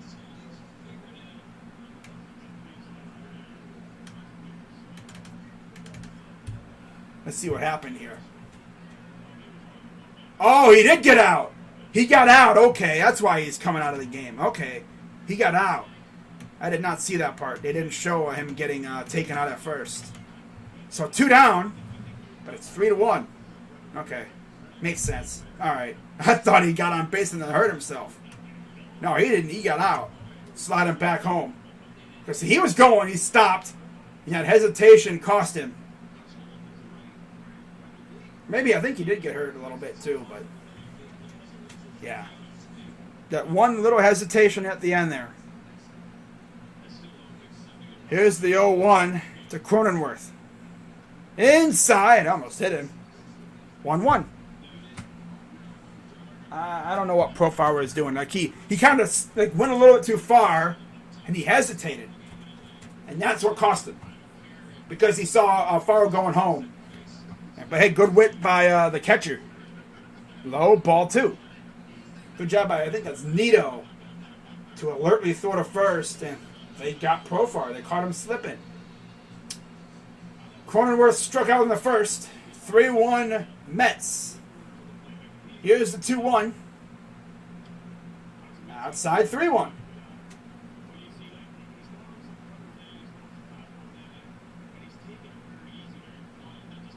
Cookie better be careful, because if he puts Cronenworth on, tying run comes to the plate. And you're in the area where you get Machado up. Here's the 3-1. And for some reason, Cronenworth swings at that. Full count. I don't think Profar really saw where the ball was. Because it looked like he was going to take off for second. Then he stopped. And then he went again a little bit. Then he went back to first, and he was out. So, I don't know what he was doing. And there's Manny waiting on deck for a chance if Cronenworth can get on. Here's the full count pitch, and he swung on and missed. But they're going to say it was a foul tip. But regardless, that way deserves a cha-ching. And that'll do it for the bottom of the third. We go to the fourth. 3-1 Mets. Game's starting to pick up speed a little bit. That's good, I guess. Top of the fourth. Let's see if the Mets can add another run or two here to give themselves a little bit more of a cushion. Who do I got in the NBA Finals? Warriors. I think the Celtics are going to take it to at least 6 or 7, but Warriors are just too good. And that experience factor helps them out big time. It really helps when you've got 2 of the best players in the NBA on your team. That really helps. Especially when they know what it takes to win it. You know, none of these players really were old enough. And the ones that have been there long haven't really been far because of LeBron. Like Smart and them, they've been there a little while, but Horford's never really been able to get past LeBron. Smart's never been able to really get past LeBron. Yeah, not a lot of people have been able to get past him. It's kind of funny, though. LeBron leaves the East, and look who makes the playoffs. Like, literally, since LeBron left Cleveland, let's see who's made the playoffs out of the East. So you had the Raptors, the first year LeBron was gone. Then the next year was the bubble. You had the Heat. Then in 21, you had the Bucks. And now, of course, you got the Celtics. That's it. Wow. Raptors, Heat, Bucks, and Celtics. That legit sounds like an Eastern Conference semifinal matchup thing there. All right. Lakers, Darvin Ham is their head coach, and Rasheed Wallace.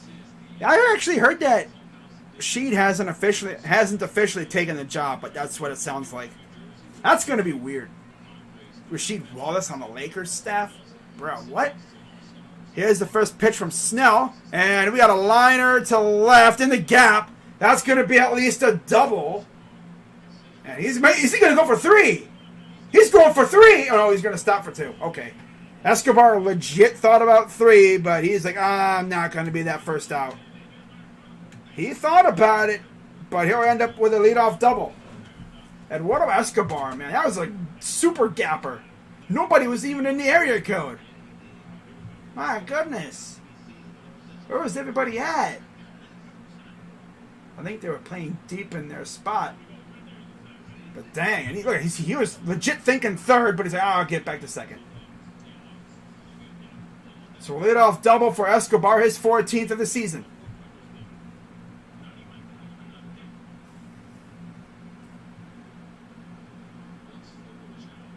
Here's Jeff Mcneil.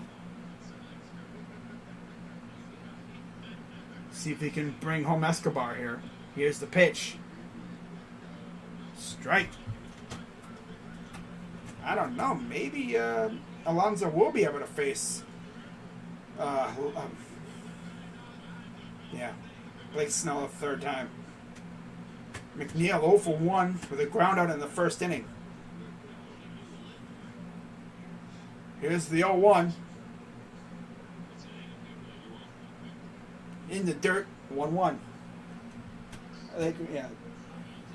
That's going to be weird seeing LeBron with yet another head coach. That dude cannot keep head coaches besides Spoelstra. That's insane. 1-1 count. Mcneil. We're going to take time. Reset.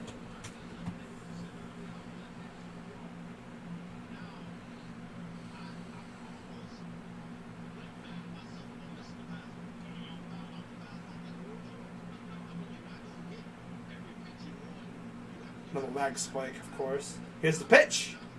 Oh, he hits this one high, deep to right, and caught at the track. And Escobar moved to third. But there's one down. Another ball that just died at the track. If the balls were juiced, I bet you that would have been a home run. I legit thought Mcneil had that gone. Off the bat, that looked like it was gone. So Escobar talking to Machado at third base.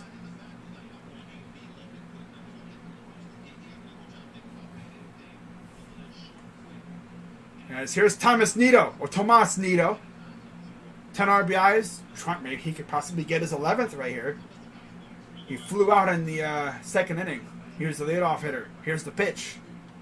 Grounder right back to the pitcher. And yeah, that'll be easy. Obviously, Escobar is not going. No way you go on that. So 2 down. 3-1 Mets lead. Scored all 3 runs in the first inning after, freaking Blake Snell had the worst first inning I've seen all year, really, from anybody. God, that's got to be tough for Padres fans having this guy on your freaking pitching staff. This guy, you have Mackenzie Gore, who's looking great, though. But Clevenger has been struggling with injuries. That's tough. Here's the pitch. And it's a liner right up the middle. That's going to score a run. Escobar scores, and it's 4-1 Mets. Brandon Nimmo right up the middle. And I believe that was Cronenworth who had a chance at it, but he just came up short. No, that was Kim. Kim had a chance at it, came up short, and he smacks the turf in anger. He pounds the turf in anger. As there's now a runner on first. That's what you need, man. Add a response run. That's what you got to do. And now here is Starling Marte. Yeah, that's, Pete might actually face, he might face Snell a third time. Avs are going to the Stanley Cup final. Wow, that's crazy. Here's the 1-0. That's insane. The Avs are going to the Stanley Cup final. Thing is, the Blue Jackets, I think, beat them twice in the regular season. Early in the year. If I'm not mistaken, we did. That's insane. Yeah, I'm watching them right now. They are insane right now. Here's the 2-0. Outside 3-0. Yeah, they're going to have to... They might face freaking Alonso. What's up, Chris?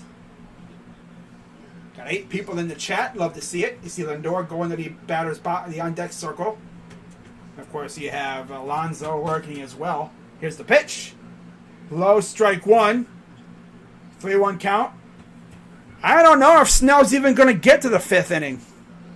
86 pitches. He'll be lucky to get to the 5th. Maybe, but here's the 3-1. Liner right up the middle again. Oh, my God. And Nimmo's going to go to third. So runners at the corners. 2 out for Francisco Lindor. And Blake Snell is having an outing from hell right now. Bars. Ha. Guy just cannot get out of innings. I know how this feels, too, because I've seen it before with our pitchers. Like Bauer had a couple of those kind of outings. You get 2 outs, and you can't get out of the freaking inning. No matter how hard you try. So Nimmo at third. And here comes Nibla again, the pitching coach. Gonna go talk to Snell. Probably say, hey, yo, we're going to give you another batter or 2 here. And if you can't get out of this, then we're pulling you. As they have another pitcher warming up. This is Wilson. They had Chris Matt warming up earlier, but I guess they sat him down, and now they got another guy warming up. Nibla. No, I guess I mentioned this, I think, in my preview recaps stream earlier. We lost essentially 2 of our scientists from the Guardians pitching lab that we don't really have a lab, but it's like a running joke on MLB Twitter that when a team has a great pitching staff and a great farm system pitching staff thing going on, like we do, they say, oh yeah, they got a pitching lab because every pitcher they have is insane. But yeah, Nibla was one of the guys that was an architect of the pitching lab that we had. Especially when we had the rotation of domination as Lindor up, 2 out, here's the pitch. Swings and fouls it off third base side. Wow. But yeah, I mean, I'm watching it right now. Like, they're insane. 1 for 2 with a single and a stolen base. I knew the Mets were good, but damn. They might actually be a threat this year. Here's the 0-1. Liner right to short, and that'll do it. So they threaten, but they do score a run. That was it. We'll see what happens in the 5th, as we are almost halfway through this game. Taking almost an hour and a half to get through essentially, 3.5 innings, pretty much? Almost 4? Wow. I mean, they're just like us with 2 outs. They literally had a stat earlier that showed 2 outs with runners in scoring position. Guardians and Mets are two of the best teams with runners in scoring position this year. Unless, we have Ahmed Rosario at the plate, in which he's been kind of unclutch, but everyone else seems to be clutch this year. Especially when you get like Jose Ramirez and Miles Straw. I need Miles Straw to freaking get going again, man. We need to get Ahmed and Miles going. Because we got to get base runners on for Jose. Because if the guys in front of him are struggling, and if the guys behind him aren't raking, teams aren't going to be, they're going to just walk Jose to deal with the guy behind him. Because why get killed by Jose when you can put Jose on base and not have to worry about him anymore? Unless, of course, you have Jose stealing a base, in which case then you really got to worry about him. But yeah, I mean, there are some holes on this Guardians team that I'm sure they're going to look to fill, whether in the draft, I keep saying the draft, free agency or trade. I could see them getting a couple pieces in the trades, like outfielders, maybe a pitcher. I mean, every year you could look for a pitcher. But I would love like a platoon outfielder, something not big. I mean, not saying like go for like a big name, just someone that could help us out. A bat that can hit the ball. CC's top 5 restaurants. Ooh, Peachtree number 5 in Kansas City, Everett and Jones Barbecue in Berkeley, California, Tacos Jalisco in Vallejo, California, Javier's, and number 1, let's see, we had Javier's in Newport Beach, Cali, and Carbone's, New York, New York. Okay. So here's Cookie up against Manny Machado. First pitch is outside, ball 1. 4-1 Mets, bottom of the 4th. 0 for 1 for Manny. We'll ground it out in the first. Here's the pitch. And he pops him up. Is this going to stay in play? And yes, it will. 1 down. Hate when that happens.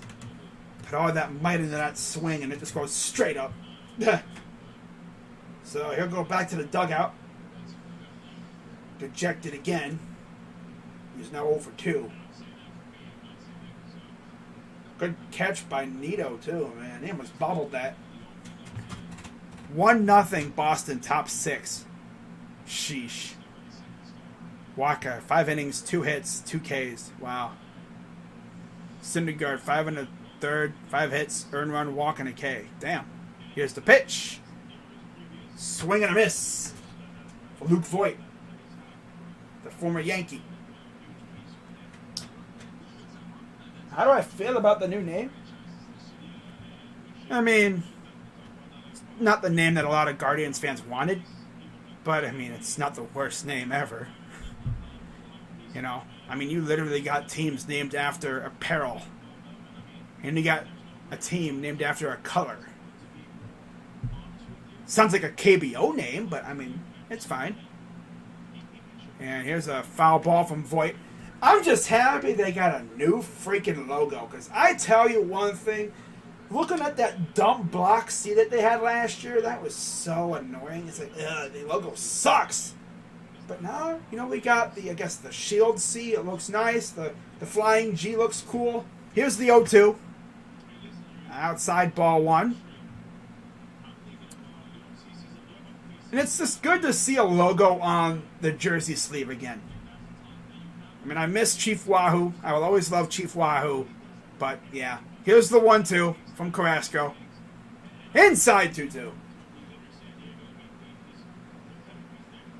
And if people weren't so offended. I mean, the thing is, too, like, we got rid of Indians. But, yeah, you don't see anybody going after the Chiefs, the Seminoles, the Blackhawks. We're the only one that did anything. Besides the football team, of course. Because us and the football team, or the Commanders now, got the most flack for our names. Even though we're just called the Indians. It's a general name. They were called the Redskins, which some found offensive. 3-2. Swing and a miss. Ugh, got him. And you already know. Time to go to the bank. Yeah, there you go. Yeah. Cha-ching. Ring them up. Bye-bye. Bye-bye.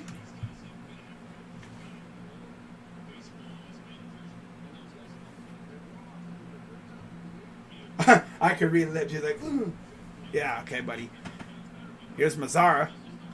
First pitch. Grounder to second. For first. 2 down. I'm sorry, there was 3 down. I didn't even know there was 2 out, but... Well, now there's 3 out, so it doesn't even matter. 1 pitch, and that's the end of the inning. We go to the top of the 5th.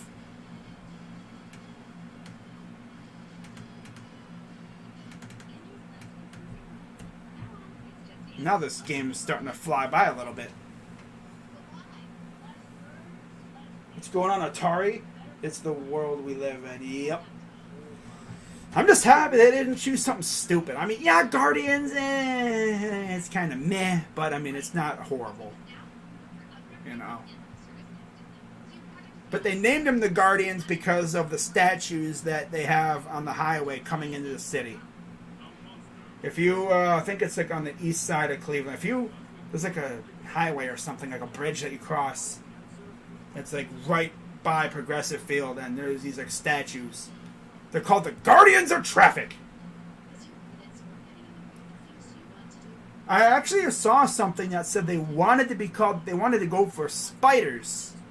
Because that was the name of the team before they went with Indians. I think it was after Naps, but before Indians, they were called the Spiders. When they were like the worst team in the league. But I guess Richmond didn't want to... They didn't want to pay money to Richmond University to use the name. Because I think it was copyrighted by them. Because you don't really have any other teams in sports called the Spiders besides Richmond. You know. It would have been funny. It would have been cool to be called the Spiders. You could have had a cool looking mascot and stuff, but you know, at least they didn't pick something completely dumb. It's just that Guardians sounds like a KBO team name. Like when you go to Korea or Japan and you watch baseball there, this sounds like a team that would be called the Guardian. They have a team that's called the Guardians. Wow. But yeah, like you said, it's the world we live in now. Gotta deal with it. Well, we've been streaming for almost 2 hours. We're just now getting through halfway through this game.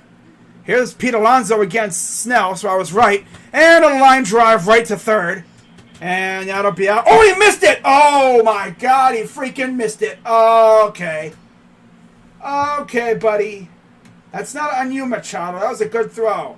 That loser at first base just couldn't corral it. Oh, my God, bro. Mazzara should be DFA'd for that. Or Hosmer. Hosmer should be DFA'd for that. No, I got a better idea. Trade Hosmer to Cleveland. We'll take him. Just so you just got to eat up like 99.9% of his money. Look, he didn't even...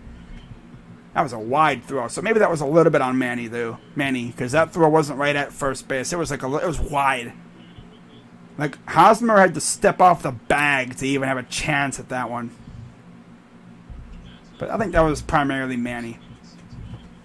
But still, Hosmer, you got to get that one, man. So, Rondo at first. See what happens here. Here's the pitch. In the dirt. Gets away.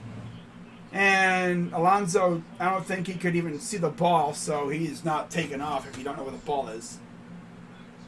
Alfaro had a little trouble finding it, too. But he did get to it. 1-0 count. Snell is nearly at 100 pitches. Mark Canna walked in the first, and he scored a run.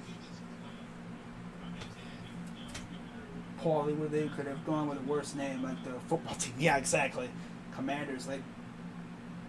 Commie jokes will follow. Yeah, the commie jokes will follow, of course. At least, you know, you can say, go Guards. You know? Or Guards up. Commanders. Commander. The quarterback is Carson. Commander Carson reporting for duty. Commander.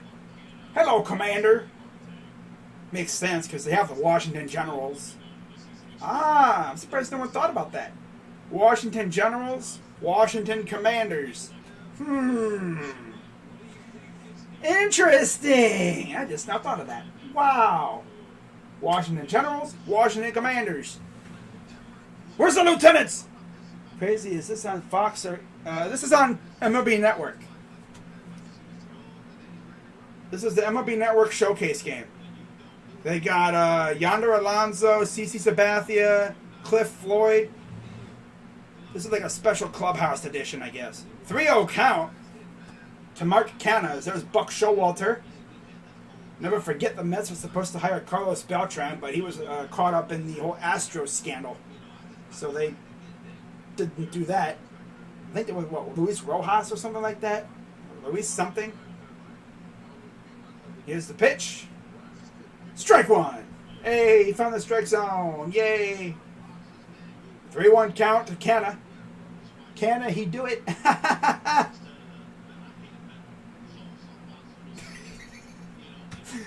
Canha.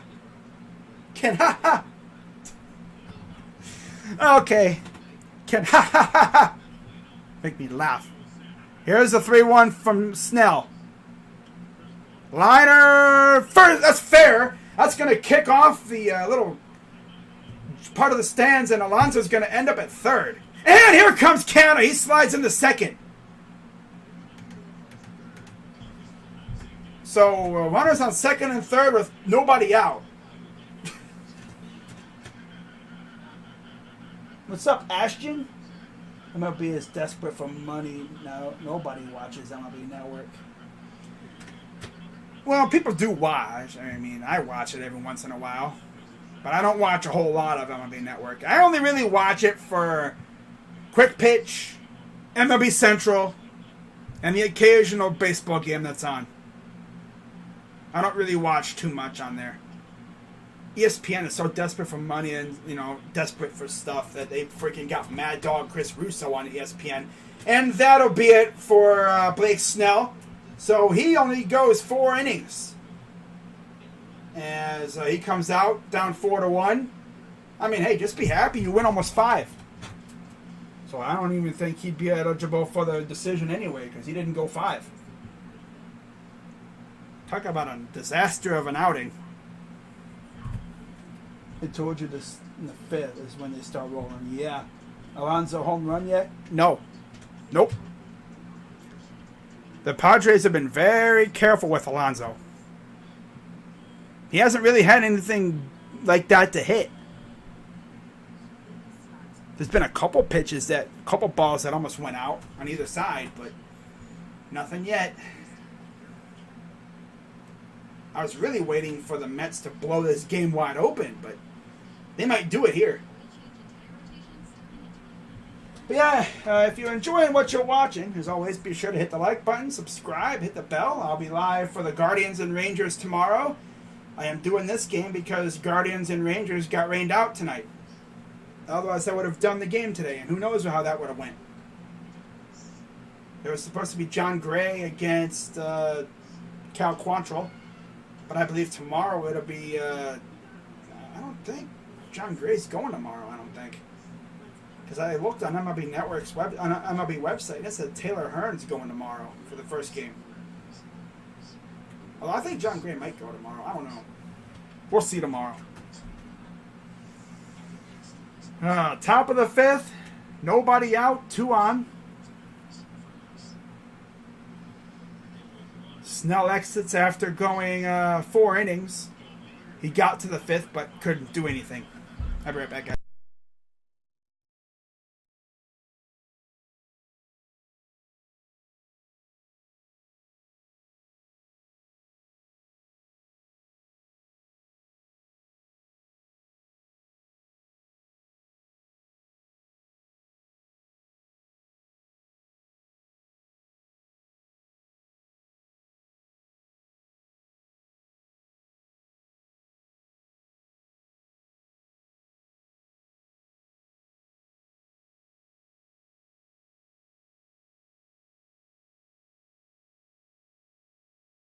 We're back.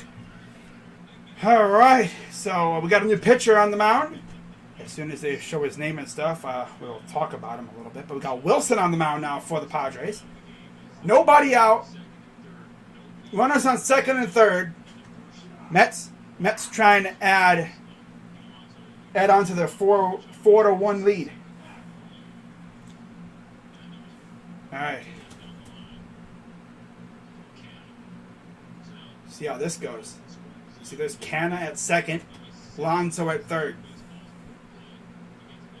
Here on the top of the fifth. Here's the pitch from Wilson. High, ball one.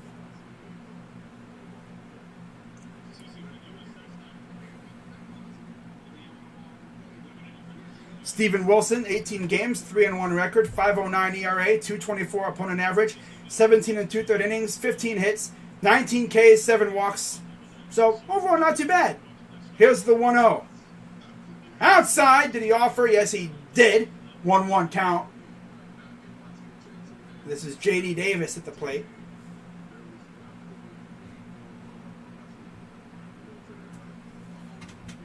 The Vegas Athletics just sounds wrong. They don't even use exercise bikes there. That's so funny. Here's the 1-1. Oh, here we go. High fly ball. This will go to shallow center.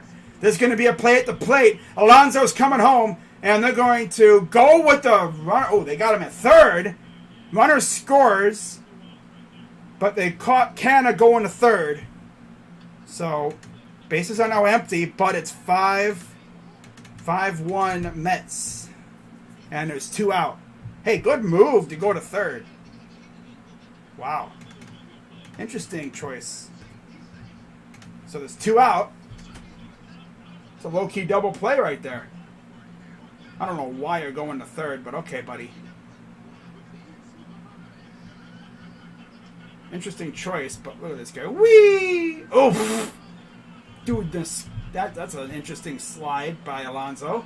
He stumbled, really. Oh, here's a high fly ball. This will end the inning. And catch it! There you go, Ha-Sung Kim. There you go, buddy. I thought you were going to botch that. It wouldn't surprise me at this rate, but there would have been no reason to freaking, miss that because, it's nighttime. You don't got to worry about the sun, but you do got to worry about them lights, though. Go to the bottom of the fifth. 5-1 Mets. Wow. Look at the bright side. It could be worse. It could be an embarrassing game with the Guardians on National Sports Channel. These fans don't care because they probably know they're headed to Vegas. Well, if you ask any A's fan what they think of the whole situation, and they all want their team to stay. They don't want them to leave. They want a new stadium because that place is a freaking... It's like an ugly sore on the MLB. If it wasn't for Mount Davis being there, the place would have looked good. Because I don't know if you guys have seen old photos of the Coliseum prior to Mount Davis being built. There was a nice view overlooking the mountains and stuff. It kind of had like the outfield look of like Dodger Stadium with the way the scoreboards were. You had like 2 stands over here, and you had 2 scoreboards, kind of like they do now, but obviously, different. But of course, they wanted the Raiders came back, and Al Davis built Mount Davis. And yes, they actually had a name for it too. Oh, wow. Oh, look at that. Oh, that's Miles Straw running the third. Hey, yo, Jose Ramirez. Ooh. Doink. Oh, that's a bad miss. It's Yonder Alonso. Whee! That was awesome. That's my freaking third baseman right there, buddy. Yes, sir. Top of this. Look at this slide by Alonso. I'm going to slide in there. He gets the base. Oh, eat a face full of dirt and do a nice little barrel roll. He's like, nailed it! Got people sitting on the grassy berm. There's an actual park out there I think people can use, even not on game days. So here's the bottom of the fifth. First pitch, swings, pops it up. Easy play for the first baseman. And 1 pitch, 1 out for Ha-Sung Kim.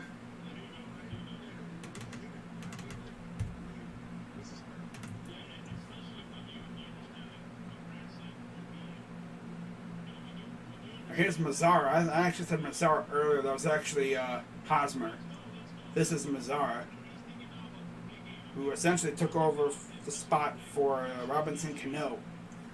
Ground out in the second for Mazzara. 200 average, 200 on-base percentage. Here's the pitch. Strike one. Mazzara, I mean, the Rangers really had Mazzara. They had Rodon Odor, Joey Gallo, Willie Calhoun. They got rid of Willie Calhoun, by the way. It'll be interesting to see where he ends up. Here's the 0-1. And he fouls it off. Or maybe he caught, no, it was a swing and a miss. 0-2. Alright, you know what time it is. Get my finger on that. Cha-ching! Finger on the trigger. Yeah. Here's the 0-2. Oh, got inside on him. And they hit him. He'll go to first. So he'll get a free pass there. He got hit. Got plumped. Runner at first with one down.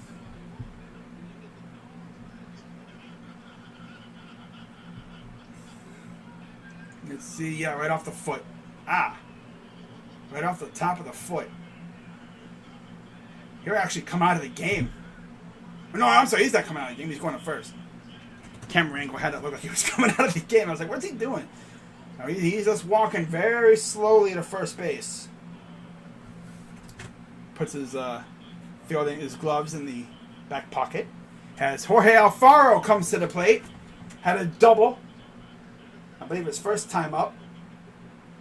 Felt like it's been ages since he was last to the plate. He had a double in the third and he scored a run. From Jurickson Profar, if I'm not mistaken. So let's see if Jorge can do it again. Jorge, hip hip, Jorge, hip hip, Jorge. Arizona shut out in each of the last two games. Wow. Peralta left the back with back spasms. Left the game with back spasms. Here's a chopper and double play. No, he's safe. Oh, damn. Well, there's two down. Chopper goes to second, and they get two out. They got Mazzara going to second, and then they almost had the double play. Nearly had it.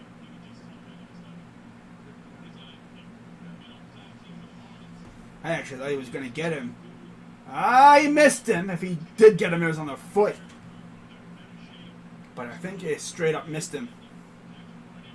Let's see. I don't know. That's tough to see.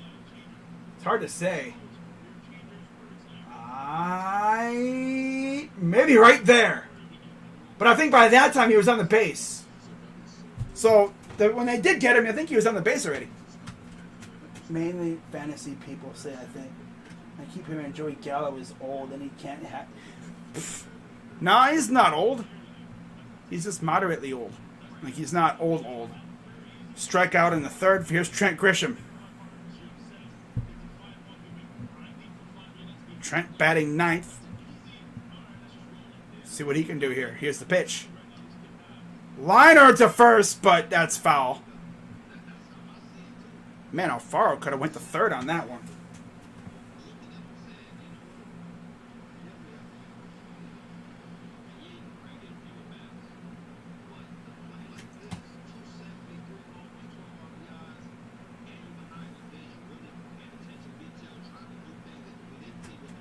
Carrasco at 73 pitches here in the bottom of the fifth.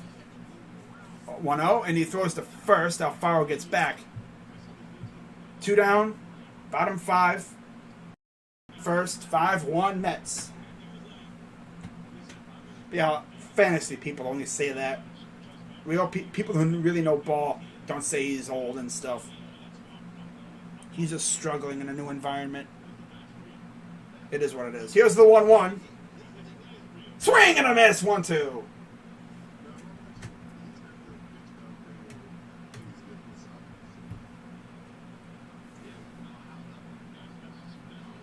One-two count.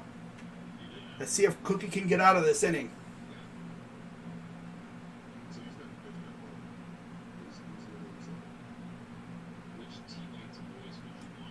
Here's the 1-2. Okay, well, barely. He barely missed. 2-2 count. D-backs signed Dallas Keuchel to a minor league deal. Have fun with him, Arizona. Here's the 2-2 pitch. Swing and fouled it off. Stays alive.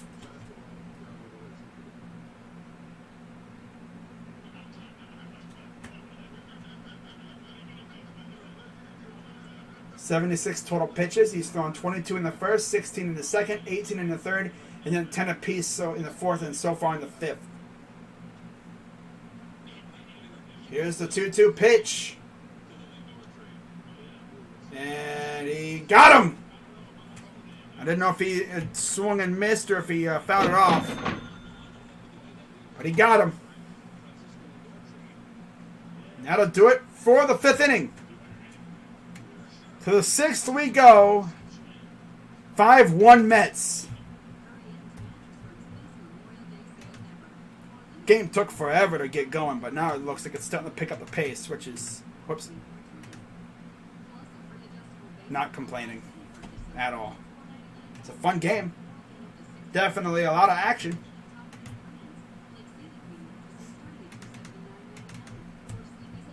Go to the sixth. Mets did a great job, though, just pouncing on Snell early. They didn't let Snell settle in. That was a good move.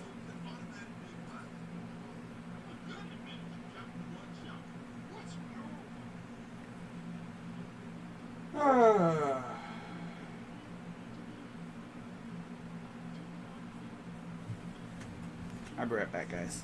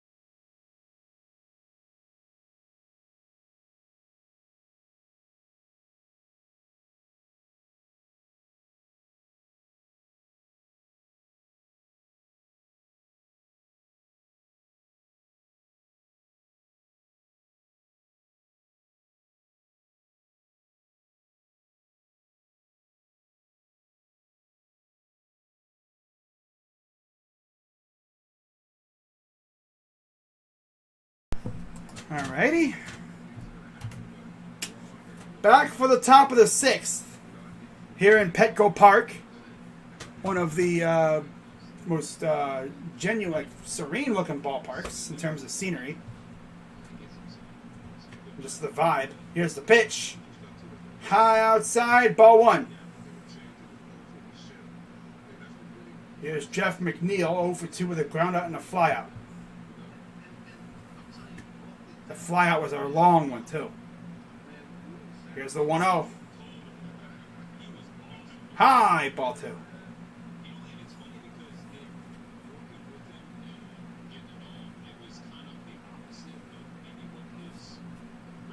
Two-0 count. There's Buck Showalter looking on in the dugout. Probably liking what he's seeing so far. And here's the 2-0. Liner right up the middle, and that's going to be another base hit for the Mets. Almost every one of the base hits has gone up the middle. Except for like the first base hit, I think, of the night, which went to the left field.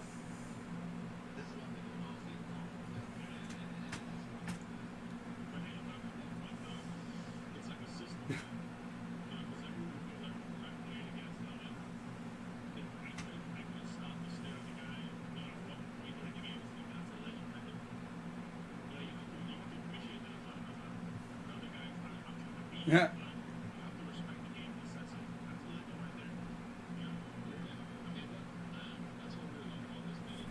Here's the first pitch to, I think this is Nito, right? Yeah. High, ball one. Yeah.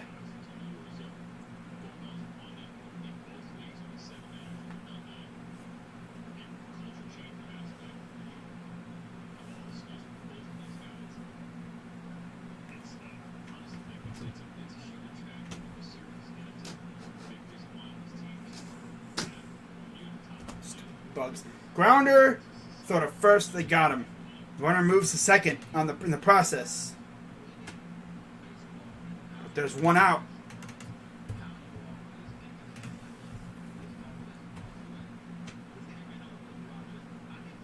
It's a good move. We're moving that runner to second.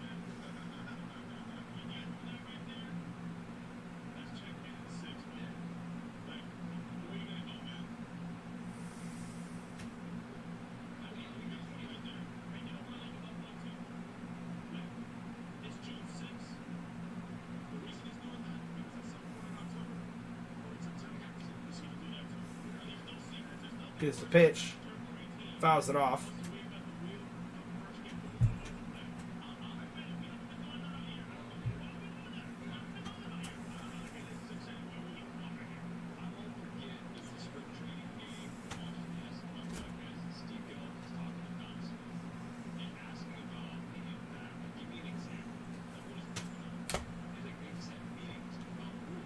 Here's the 0-1 count. Fouls it off. 0-2.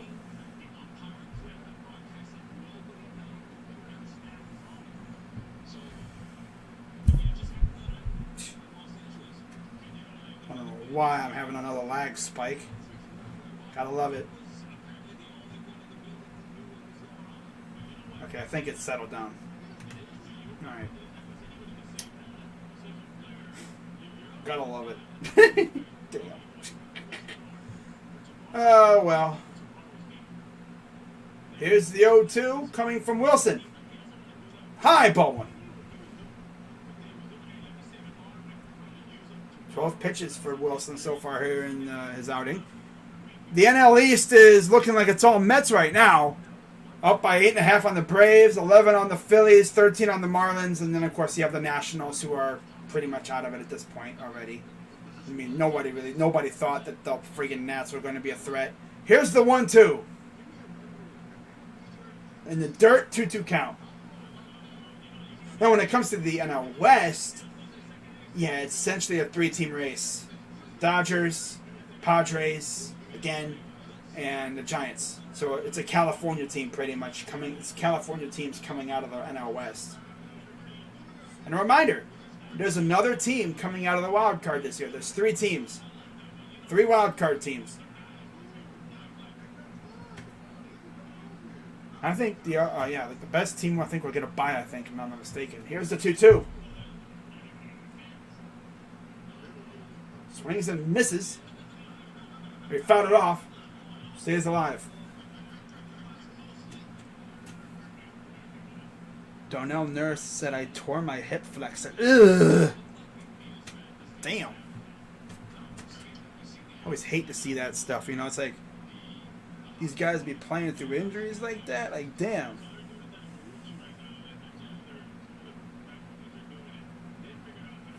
Here's the 2-2 pitch. And he fouls that off. I thought Padres had good pitching to start. This doesn't look that good.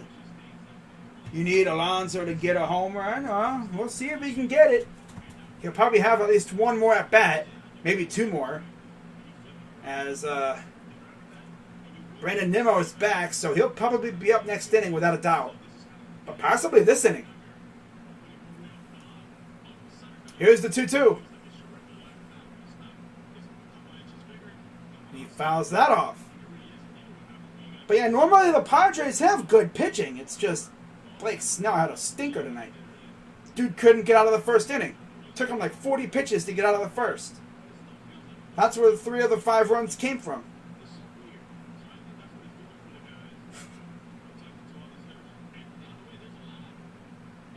Cookie, man, that dude could go get a freaking lunch from the freaking concession stand and he would still be going. Here's the 2-2. High ball 3. Jeff McNeil sitting at second base. You have, of course, Lindor. You have Escobar, Larkin, Marte is on deck. You have Alonso, Canna. Lineup's looking good, man. If there's any Mets fans in the chat, you guys might be a menace this year. I don't know if the Mets are going to go full Mets this year, but I mean, let's be honest. We're all expecting it at this point. Here's the payoff pitch. And he fouls this one straight up. Alfaro is there, out number 2.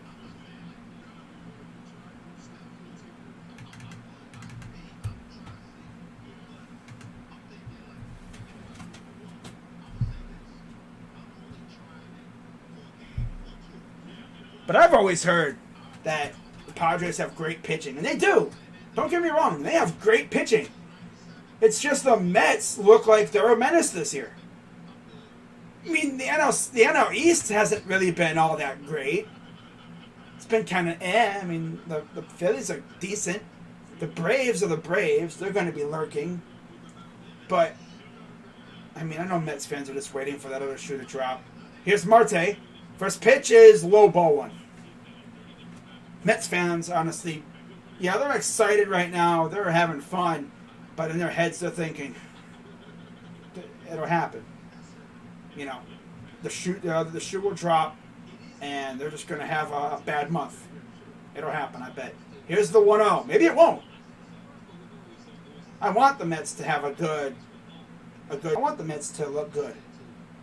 You know, they've been the punchline of so many memes and such. It would actually make me feel good, you know, seeing them succeed a little bit. Just to get obliterated in the playoffs by the Dodgers. That would suck. 1-1. Foul. Oh, yeah, he swung and missed. 1-2. Wow. So let's see if Wilson can get out of this inning here before you get to Lindor and then Alonso.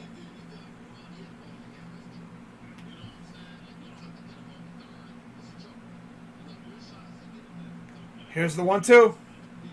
Ground. Oh, fouls it off. Stays alive. Top of the 6th. 2 out. Runner on second. Yeah, this game is on MLB Network. What's up, future NFL MVP? Always good to see the people from the community popping in. I've seen you around a little bit. It's always good to see the people, the OGs.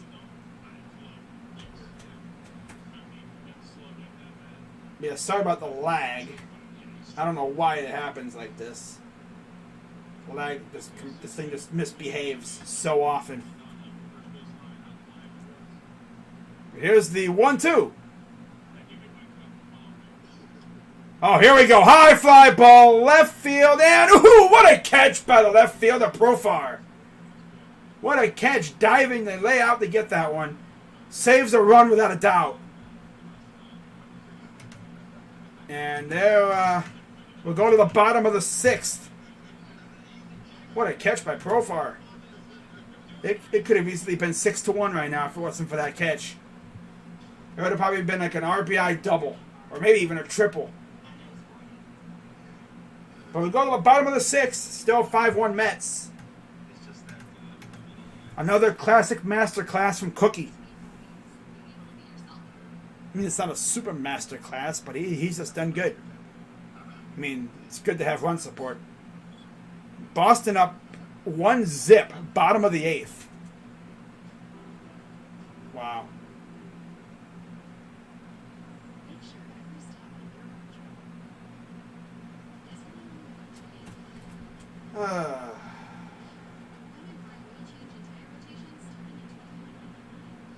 I don't know why the kilobytes per second just keep fluctuating. You know what I gotta do? Let me try this. Let me see if this helps.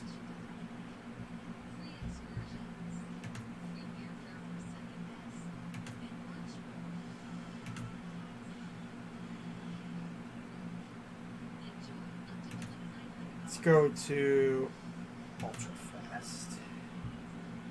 See if this alleviates some of the pressure. Yeah, it might look a little blurry, guys, but I gotta see if it'll behave for a little while before I get it back to clear. Honestly, on my computer, it doesn't even look that bad. It looks clear. I mean, it's not pixelated like it usually would be. Yeah, it actually doesn't even look that bad on my end. All right.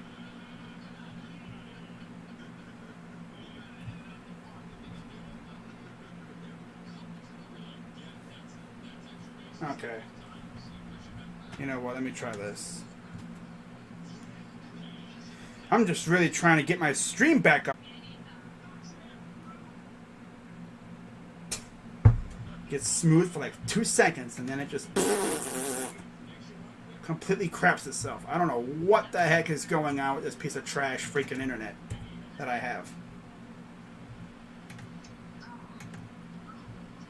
It's been working fine all stream. But then I get to the later innings and it just completely craps itself.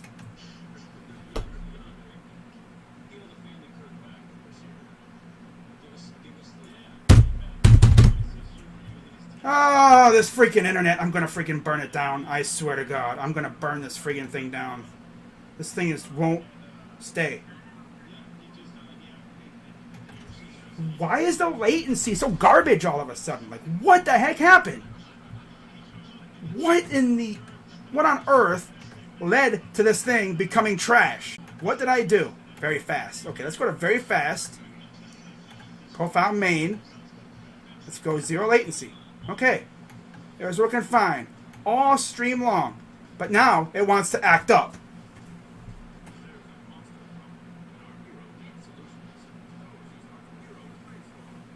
Oh my God, man, what is wrong with this damn internet? It's pissing me off. It's really just... Okay. How long is this gonna stay, I wonder? Is it actually gonna... Nope, of course not. It goes green for 2 seconds. I'm gonna freaking flip the hell out right now. Missed a whole ass inning because this freaking garbage ass internet, man. My God, I freaking hate this. I am raging so hard because this freaking thing is ruining a perfectly good stream. I freaking hate this piece of trash internet that I have. I really do. And now, of course, I have to utilize trackpad because this thing is so tiny. Okay, I think we might have just fixed it. I think. Nope. Oh, well. I'll let it pass. Whatever. Whatever. I'm done fiddling around with it. It's probably going to end up with like a 16,000 drop frame rate.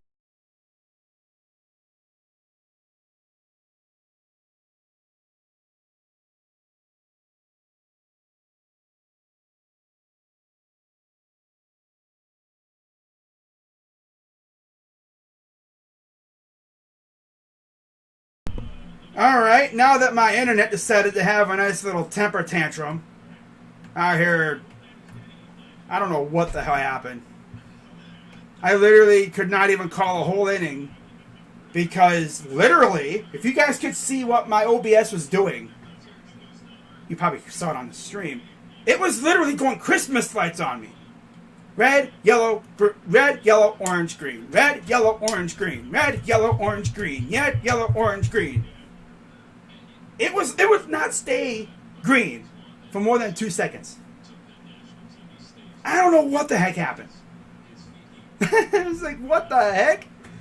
It was working so fine, and then it just... It was having like an internet seizure. Yeah, there you go. An internet seizure. Thank God what I'm using doesn't have an auto end to stream. Otherwise, this stream would have bit the dust long ago. It was having an... No, it's my internet. My internet's trash. I know Rocha had trouble with it a few days ago. I think it's his OBS being dumb. I don't know. Because the thing is, usually, if it was me, I think it's OBS. OBS is just being dumb. OBS is having a seizure. Because, like, I go to check my internet, right? I have full bars. Yeah, I have full 4 or 3 bars, which is a full thing. Full range. There's a line or a short, and that'll do it for the top of the 7th. I literally missed a whole inning because of this piece of garbage. Not like you would have mattered. You wouldn't have been able to see anything anyway, because that would have been like, Oh, we were running so smooth, too. We were having fun and everything, and then my internet and OBS just decided to piss me the heck off. I was literally ready to throw my laptop through my window. Oh, thank God I have restraint. I probably would have. Damn. I would have just yeeted it. I would have threw it through the window. Just yeeted it. But I'm not going to do that because this is the only way I can do streams right now. Just for another day or so. I think tomorrow I should be getting my new PC, which will be much bigger and stronger. Bigger and stronger and faster. Bigger, stronger, faster. Power. Was there like a song that's like Kanye did? Yeah. Bigger, stronger, faster, or something like that. Power, whatever. Oh yeah, OPS, it has a mind of its own. It does. And part of it, I think, is like interference from like out, like up in the sky or something. I don't know what the heck happens. I just don't even know. And then the best part is when you just have to really blow your top, it goes back to normal. It's like, what the heck? I'm over here messing around with everything, you know, messing with the settings and everything, trying to get that green light as it's showing right now. And it's just like it just randomly goes to green. But the thing I hate, when I'm messing with everything, and you see on the kilobytes per second, and it still says 0. And it's like, really? Which means you have nothing. And then I'm looking at drop frames, 91% drop frames. Which means my internet, either my internet was having a seizure, or OBS is just trolling the crap out of me, making me look dumb. And I was smart, too. I muted my mic and I turned my camera off. Because, oh my God, you guys would have roasted me for what I was doing and saying. Oh my God. Angels losing again. Yeah, no surprise. So Cookie's still out there for the bottom of the 7th, and here's a high fly ball, and ooh, nice catch by the center fielder, and there you go. That's how we start the bottom of the 7th inning. A fly out. 5-1 Mets. Thank God I didn't miss anything. Imagine if I'm just out here. Oh, God. Imagine if I was raging like that. And all of a sudden a home run is called. Oh, or hit. Oh, my God. I'll be like, this piece of shit, and there's a home run. That'd have been like a Castellanos moment. This piece of shit. Oh, and there's a home run. And then make it 4-0. Oh, my God. Or it'd be like, I freaking hit it. I hate this piece of shit. And there's a home run. And a swing and a drive. Deep right. Here's Hosmer 0 for 2 with 2 groundouts. Cookie has done a fantastic job, essentially, limiting this offense. Couple hits, but only 1 run is scored. But, man, Blake Snell had a disaster class if I've ever seen one. Do I miss Carrasco? Yeah. Because nobody had any feeling that he was going to get traded. You know, I mean, he was a key piece on that rotation that went to the playoffs. And, of course, he got hurt. Line drive to the freaking hand or wrist. I think it was like the elbow or the wrist. That essentially cost us a World Series championship. Because if he's healthy, we probably win it. And there's a swing and a miss.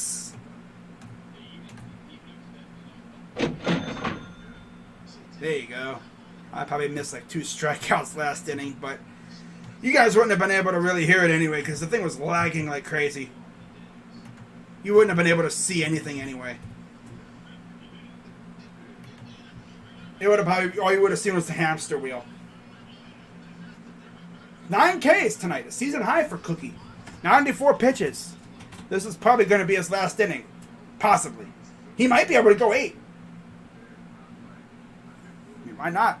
Maybe he even dips into the 100s a little bit. Ha-Sung Kim trying to keep the inning alive. 0-1 count. Here's the pitch. Outside, ball 1. But yeah, I apologize, guys. I mean, your computers weren't betraying you. My internet were just either my internet or most likely OBS was just having a freaking mental breakdown itself. I don't know what the heck happened. 1-1 and fouls it off. 1-2. I think it was OBS because my internet's fine. My internet has been fine the entire day, entire night. It's been great. My guess is it's either like a pulse of like electrodes or something just caused it to go haywire, or maybe it was OBS just being dumb. Here's the 1-2. And he hits a foul. Cookie approaching 100 pitches. Yeah, I know. We should have had it. If you ask any Indians/Guardians fan about 2016, they'll say the same thing, that we should have had it. We should have had it. And here's a grounder to short second. Throw to first, and he's safe. Good hustle by Ha-Sung Kim. Keeps the inning alive. And I don't know if is that going to be it for Cookie. Nice play, though, by Mcneil. He had a legit chance at it. It was just a slower pitch with a fast guy on the base paths. It's a recipe for a base hit. Dude hustles like madman. Ran out of his helmet. Showing them luscious locks. That thick head of hair that he has. Blowing in the wind.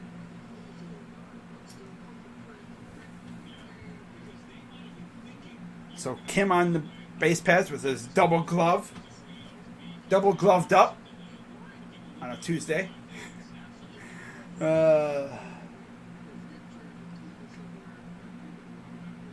Zach Plazak is not our ace. He's like essentially our number 4. Our ace right now is Bieber. Without a doubt. Here's the 1-0. And here's a high fly ball, deep right, and that is off the wall. Oh, that was almost gone.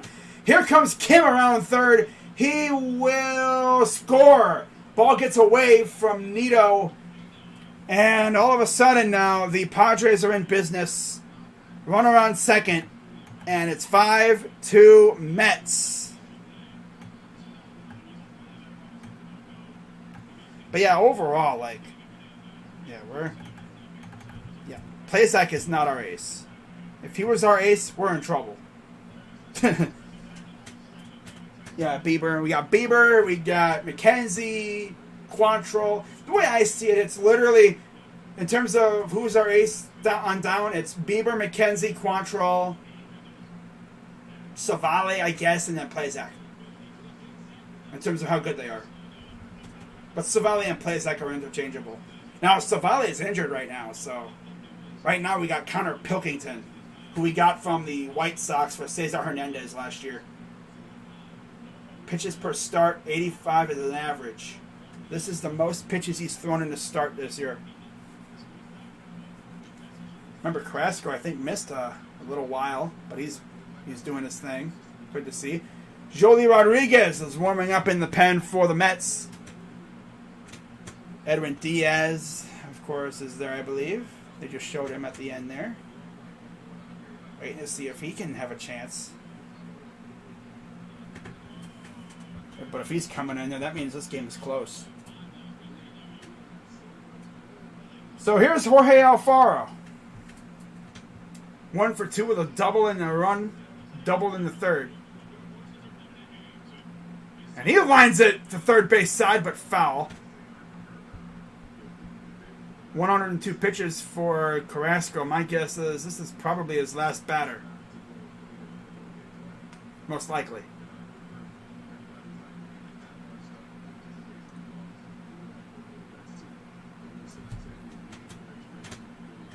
But yeah, the way I'm always going to say it, if we had Carrasco and if Bauer was healthy and if Salazar was good, if he was healthy, because of course he wasn't healthy, because it was illegal for us to have a healthy staff, fouls it off. If everyone was healthy, we win the World Series, because there's no way anybody's beating Kluber, Bauer, Carrasco. I think Clevenger was there as well that we had. Tomlin was good in that time. Dude, I remember when Josh Tomlin was like 11-0 or something like that. He was insane one year, and then he just fell off. I think he got hurt or something, or maybe because he cut his hair. For some reason, like when pitchers have long hair, they turn into freaking aces. 0-2? In the dirt, ball one. Isn't that weird? Don't you notice that sometimes? Pitchers that have long hair, ironically, like DeGrom. Well, DeGrom's an ace no matter what. But Syndergaard, we had Clevenger. He was an ace. He still kind of is, but the dude can't stay healthy now. Sucks, but Tomlin actually had longer hair when he was first with us, and he was amazing. And he sucked. Swing and a miss. Got him. You know what time it is? Time to go to the bank.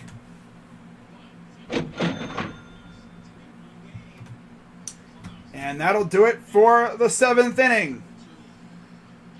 5-2 Mets.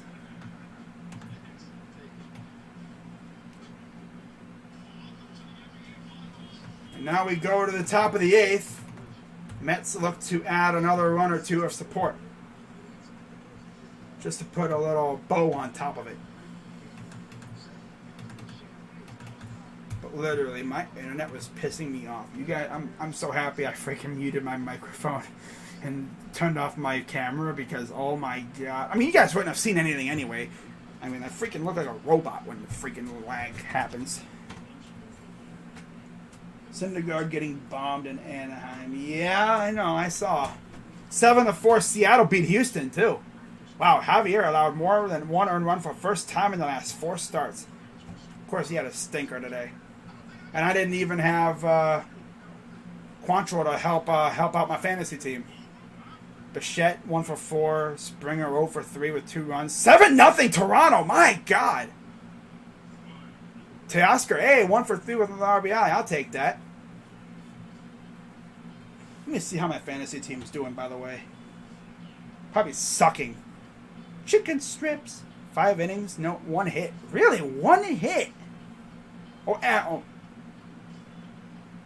Wow. Is he throwing a damn near no-hitter? Probably getting stomped. I'm -3. Of course. Well, Teoscar had me 3 points. But, of course, Javier -7. Ugh.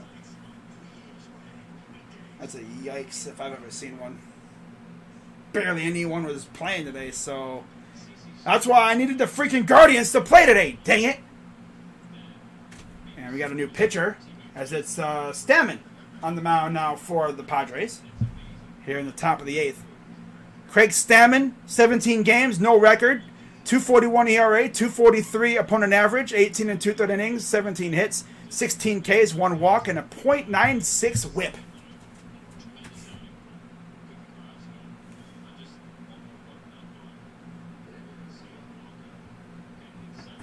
As he steps on the mound, and we are ready for the top of the 8th.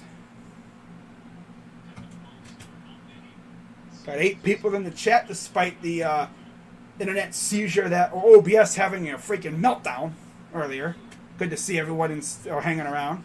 I'm happy that YouTube didn't end my stream, because I have it where it doesn't automatically turn it off, which is a lifesaver now. Because I'm telling you, if I had that feature on for this stream, the stream would have been over a long time ago.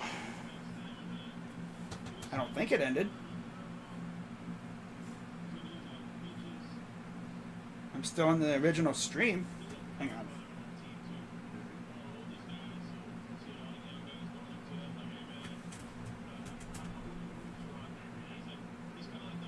All right, here we go again. I don't think it's just a lag spike because I have my phone in my hand. Outside, yep, it was a lag spike. It's fine. It happens. It's because I have my phone. It's like interference from my phone, I think. I'm using a weaker computer, so of course there would be interference from my phone. So I gotta have it over to the side. It's pretty sad, but that's just the way it is. And here's the 2-1. And here's a blooper into left, and that'll be a base hit.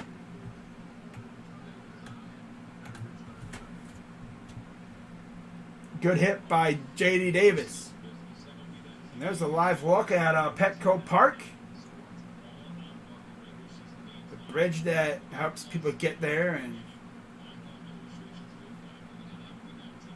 nice looking ballpark. That's for sure.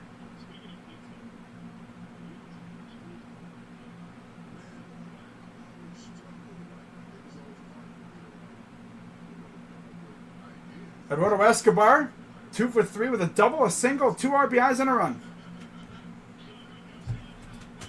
Are you streaming the NBA Finals? Yes, I am. Yep. I'm going to try to, at least. I plan on it. Nate Pearson on the 60-day injured list. Ew, that's tough. Wow. So 0-1 count. Nobody out, run around first. Here's the pitch to Escobar. Outside, ball 1. 1-1 count.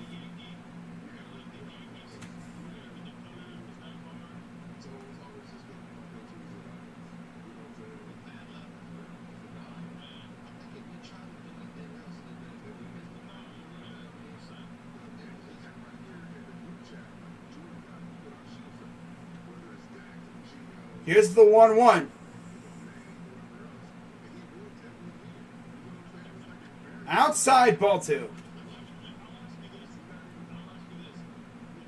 I think the best part is, like, when this thing is finished, YouTube will literally, it won't even, like, show what the circles, like, when my internet was spazzing. It'll just jump. Probably a whole inning. You'll be like, what happened on the bottom, top of the 6th? Nothing. Because my internet was spazzing out. Outside, ball 3. It'll literally jump a whole inning. It's so funny. You go, dink! Oh, we're going to the bottom of the 5th. And it's like, oh, okay, we go to the top of the 6th. Dink! And we're at the top of the 7th. It's like, what happened? Internet happened. That's what happened. Jeff Mcneil on deck. You been to any baseball games? No, unfortunately. Here's the 3-1. And he grounds it foul. And the sucky thing is, where I live now, of course I live 4 hours away from Cleveland, so I would have to make a whole trip of it. But I'm going to try and go to some baseball games soon. I'd even try to go to a whole ass series, honestly. One of these days. Probably next year. That'd be fun. Go to a couple games in a row.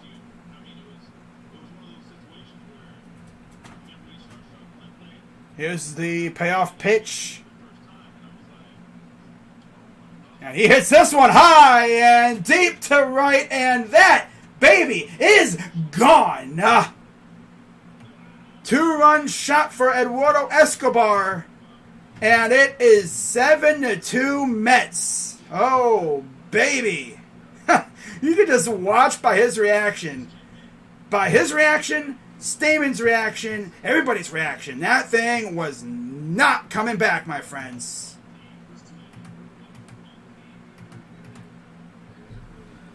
7-2 Metropolitans.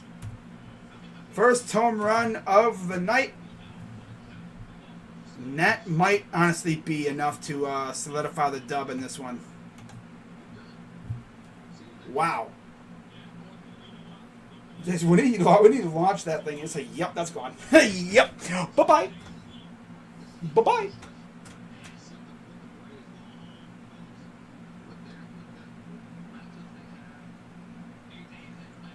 Eduardo Escobar.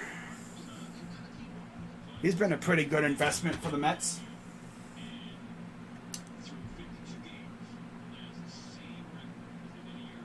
Oh, 7-0 Toronto, top of the 8th. Holy crap. Here's the pitch to Davis. He swings and misses. I'm sure a lot of Padres fans are now going to be like, yep, that's done. Yep, we're out of here. 1 for 3 with a single in the 6th. Mcneil, 3 homers, 26 RBIs on the year. Here's the 1-1. That thing was absolutely blasted, though. Holy crap.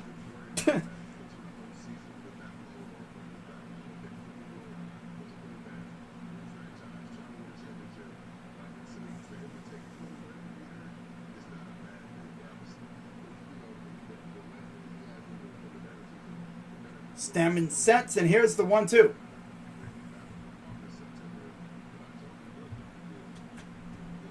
No, he's gonna get the sign. Here's the 1-2 pitch. Swing and a miss. He struck him out. Hey, there you go. The cha-ching. Perfectly timed, too. And there's finally one down here in the inning.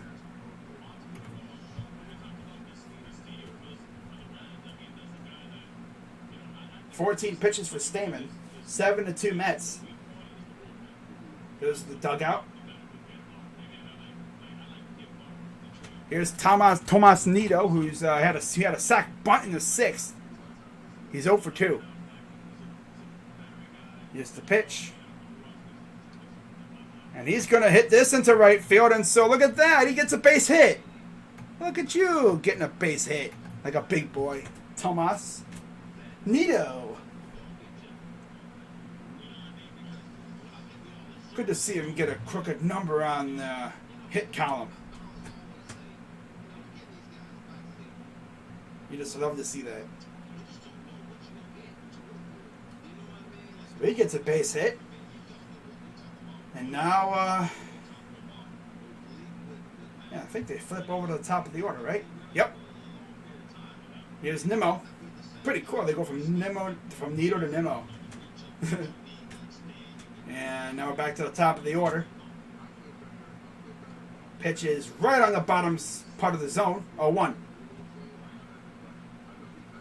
0-1 count. 1 on. Nimmo, an RBI single in the 4th. That's crazy, though. You look at these guys as like home run numbers, and then you got friggin' Alonso with like 16. It's insane. Here's the 0-1. Outside, ball 1. Craig Stammen, he's been in the league a while. There's a couple of the Mets players just congregating in the dugout. DeGrom, Scherzer, McCann, McGill, May, and Jankowski all out with injuries. DeGrom and Scherzer should be back soon, especially DeGrom. McCann, he's out with a wrist. Here's the 1-1. And that's a strike. Mike Moustakas on IL. TJ Friedl called up from AAA. Imagine you working in the Cleveland Stadium. That'd be nuts. That'd be crazy. Yeah, that'd be nuts. The really sucky thing is, though, like where I live now, there's a minor league stadium like a couple hours, not even a couple hours away. I think they used to be the Mariners minor league team. And he hit him.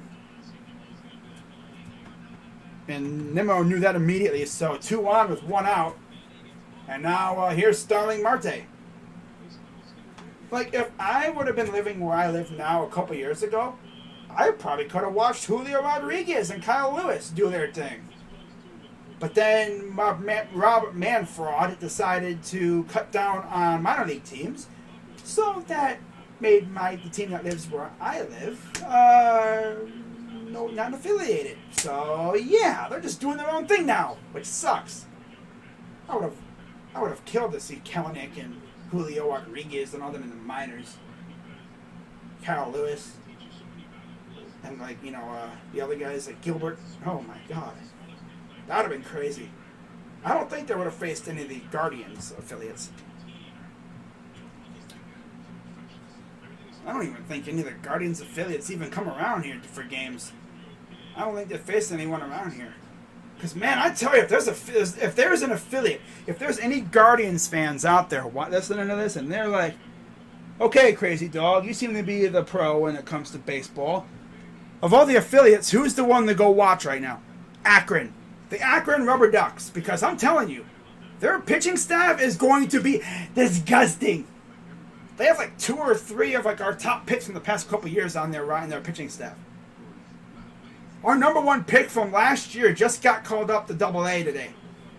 You're going to have Daniel Espino, who's like the number 8 prospect in the farm in baseball, I think. He's a top 15 prospect.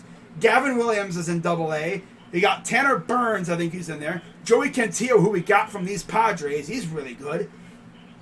We got a nasty staff over there. Here's the 1-1. That could honestly be the staff of the future for the Guardians. And here's a liner to the left. Ooh, nice stop by the shortstop. And the double play. That'll retire the side. Ha-Sung Kim turns a double play. We go to the bottom of the 8th. 7-2 Mets. Honestly, this game should have been over by now, but, you know, freaking damn near 40-minute first inning. Yikes. Yeah, that would definitely go in the stinker pile for Snell. Not his greatest performance. And it's funny, too, because I was kind of on the fence about doing this game or the Angels game, because it depends on what game was going to be on TV. So, let me see it. Can I even get that other game? Red Sox Angels. Can I get this game? Oh, no, I can't. Can I? No, I can't. Okay. Nope. Okay. So it wouldn't have mattered. I would have been doing this game regardless. But yeah, if you saw the stream when I first posted it, I actually had Angels and Red Sox because I wasn't sure which game was going to be on. I was sure it was going to be Angels Red Sox, but I was like, I better have a background and a thumbnail prepared just in case for the Mets Padres. So I thought about that, and I was right. Made a good choice. I made a great choice doing that. I would have been enough like, oh my god, wait a minute, what am I supposed to do? Because the Pirates don't play today. The Reds got rained out, and their game ended after 7. So I would have been like, I don't have a background readily available, but I guess I could just whip something up. And I did. So I thought ahead. It was probably the best decision I made. But honestly, if I could have, I would have definitely done that Red Sox game. That game looked crazy. Alright guys, I'll be right back. Alright? I will be right back in a second. I think. Or maybe not, because they're coming right back. So how about I won't be right back? But yeah, Carrasco had a very good outing. Went over 100 pitches. Essentially went, 7 innings, pretty much? Right around there. Classic Carrasco outing. Vintage. Minor stadium, still cool to work into. In the league. Yeah. Minor league stadium? Oh, yeah. Minor league stadiums are probably fun to do because they got like all kinds of different things.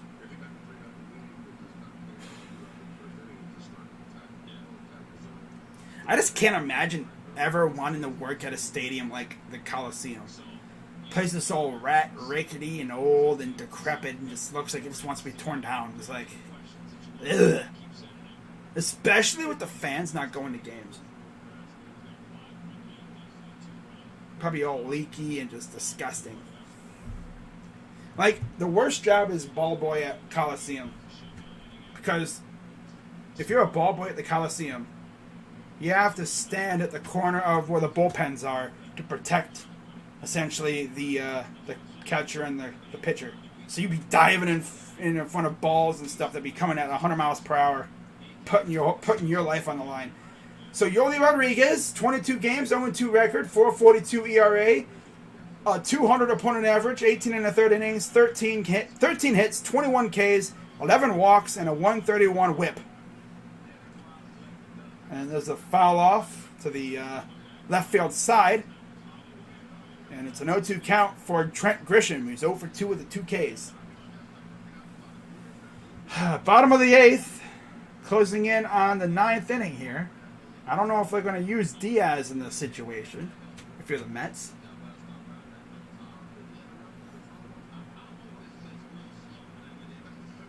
And here comes the 0-2 pitch. Inside, ball 1. Game's gone over 3 hours, which is genuinely is the length of a baseball game nowadays, about 3 hours, 2.5 hours. Which station you listen to? I'm on the MLB Network. It's not a set broadcast. It's MLB Network. This is the MLB Network showcase game. Now, of course, if this was like what they usually would do for like regional coverage, it would have been the Padres broadcast. But unfortunately, I don't get Mets or I don't get SNY or whatever the Padres have all the way out here where I live.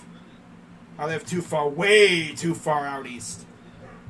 I think I'm probably 3 hours from the Mississippi River. 4 hours, 5 hours from the Mississippi River. I'm right. If I were to go northeast about an hour and a half, I'd be in Ohio. I don't know why I said Mississippi River. I'm probably about an hour, 2 hours away from the Ohio River. I'm way too far east for SNY. I mean, too far west for SNY. And there's a grounder to left. So the Padres will not go quietly as Profar once again gets on base. I bet you if I lived a little bit east of where I live right now, I could probably get MASN for the Nationals and the O's, but nah. I live right in a sweet spot to where I can watch Pirates and Reds and Guardians games. If I was any farther south, I would not be able to watch the Guardians. You probably just couldn't find out where I live. I mean, do I really care if you know where I live? Address-wise, yeah. But state-wise, no. I mean, I've told people where I live state-wise, just not address-wise. Of course, you'd have to be a straight psychopath to come out where I live out here because, the whole state where I live. I mean, you go one minute you have Wi-Fi, you have phone service, the next minute you're in a dead zone. Here's the 1-0. And that's a ball, 2-0. Just think about living around the mountains. But it's no secret. I've told people where I live, state-wise. But I'm not that dumb to where I'd mention my address. And he fouls it off to the backstop.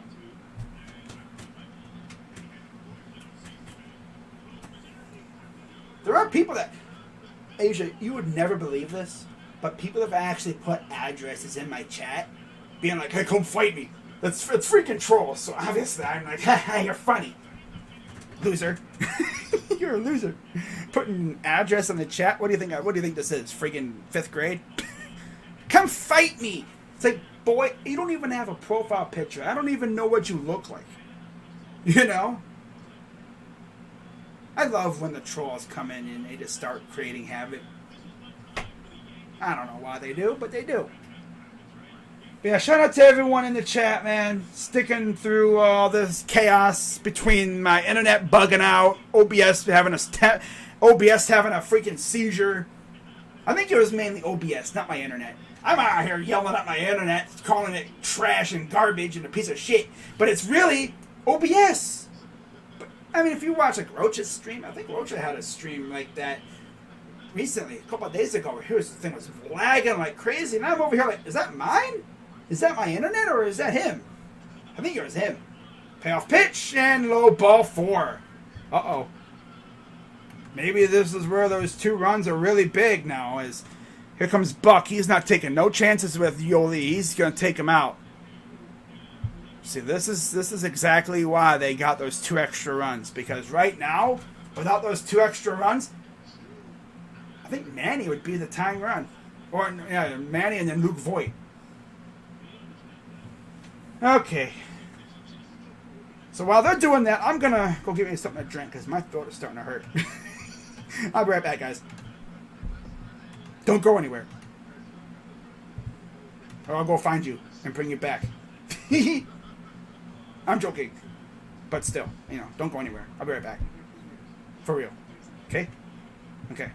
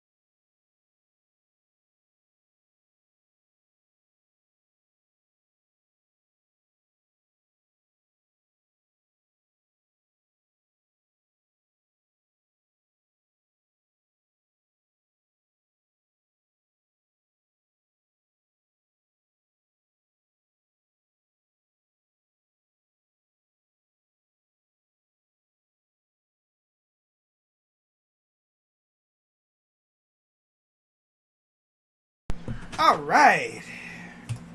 Well, okay, we're good. Yeah, I appreciate everyone sticking around, despite all the technical difficulties. I freaking... Oh, wow, look at this. Oh, August 2nd, 2013. Wow. Well, look at this guy. Got gunned down. Damn! Sheesh! Oh, wow, okay. Well, here's Drew Smith. 22 games, 0-1 record, 2.25 ERA, 179 opponent average, 24 innings, 15 hits, 27 Ks, 11 walks, and a 1.08 whip. 2 on, 1 out for the Padres. As here's Manny Machado, looking to maybe get him on the board, start a little rally. This would be a great time to do that. Here's the pitch. Outside, ball 1. I love Gilbert in the Cavs, but I can't keep up with all the uniform changes. I know, it's like they're trying to find the right thing when they just can't. 0 for 3. Here's the 1-0 to Manny. And he'll fly ball, right field, playable. 2 down. They've had 4 rebrands, as they say, in the 2000s. Because originally in the 90s, for my 90s babies out there, my 90s teens, I guess, they actually had some pretty nice uniforms. They were blue, black, and white. You've seen one of the jerseys that I wear, or the, it's black, light blue, orange, look cool. Then LeBron came to town, and they went with wine and gold. Oh, here we go. High fly ball, deep left center, and that is gone into the bullpen.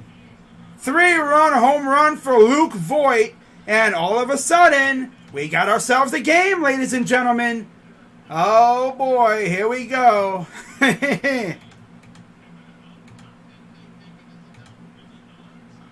Here we go, everybody. 7-5. Are they going to look at it? What, did they call it a double or something?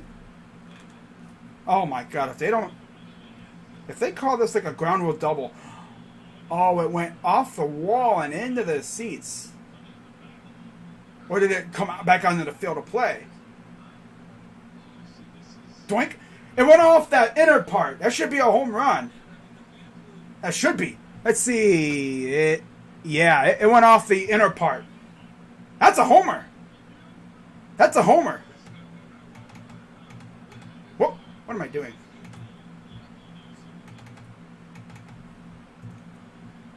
Well, for right now, we're going to call it a homer.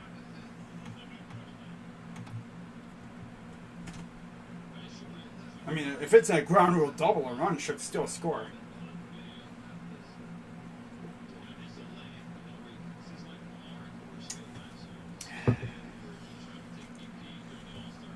That was off that like white thing beyond the wall. It should be a homer. And then it went into the crowd. No, it went back into play. Oh, okay, I see. That's as close as you could get.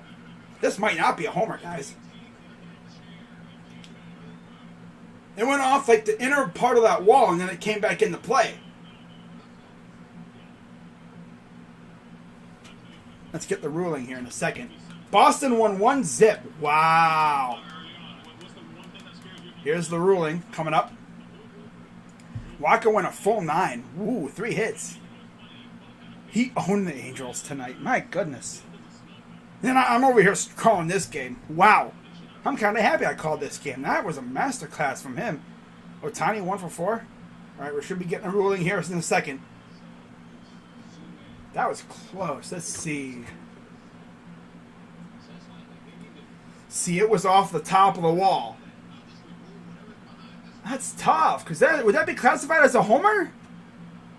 It went off the top of the wall, like the very top of the wall. Not off the front blue part. It went off like beyond the blue part.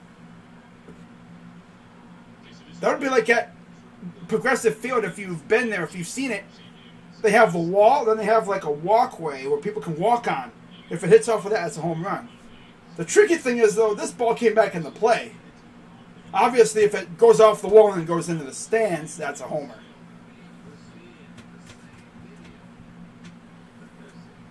But let's see here. Look at how close this is. That's over the white line. That's over everything. That's off the very top surface of the wall. Even, like... That's even, like, probably a couple inches beyond the wall a little bit. It didn't even hit off, like, the top of the blue part of the wall, the exterior.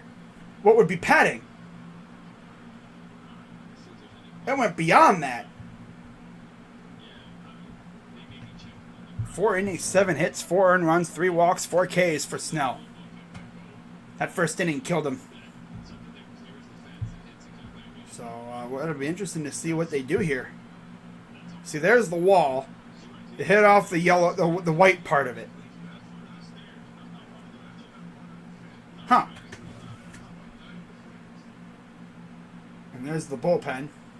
I thought it went into the bullpen, no, but it was almost there. Here we go. Here's the ruling.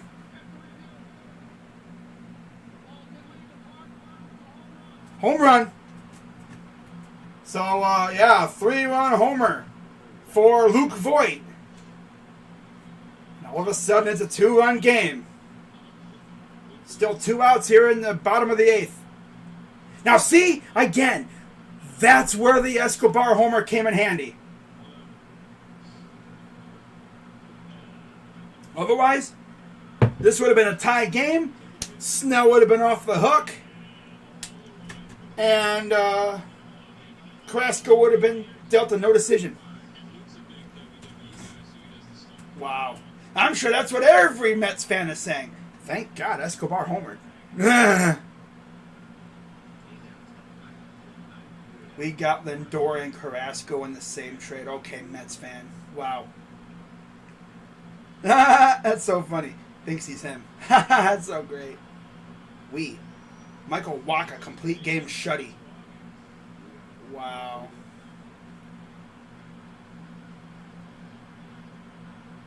Looks like Paul Rudd. That's so funny. Paul Rudd. Okay. Wacha! You just got shut up by Wacha. From the Muppets. Waka! This time for Africa. And here's a grounder, of course. Freaking slow ass freaking Hosmer. Strike grounds out. And that'll do it for the 8th. So they do get within 2 runs now. Wow, bro, that was crazy. That's crazy. So we go to the 9th.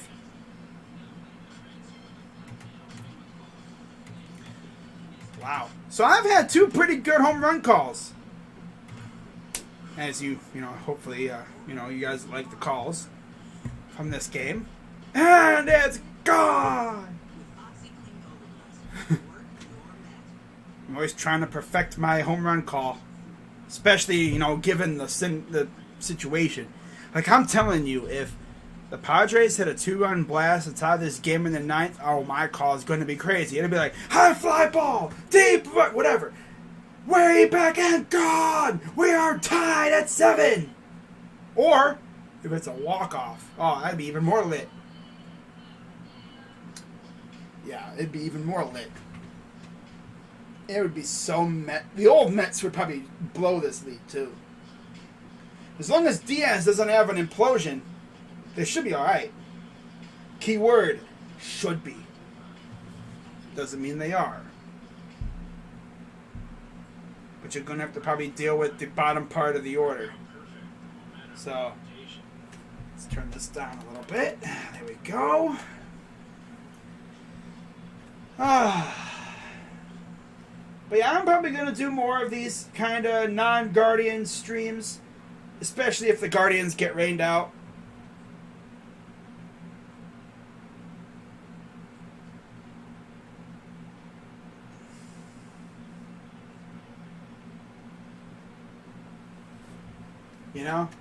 I've been doing more of these kind of streams. It's like if the Guardians get rained out and there's a game on national TV, whether it's Fox, FS1, TN, or TBS, MLB Network. If it's a good matchup, I'll do it.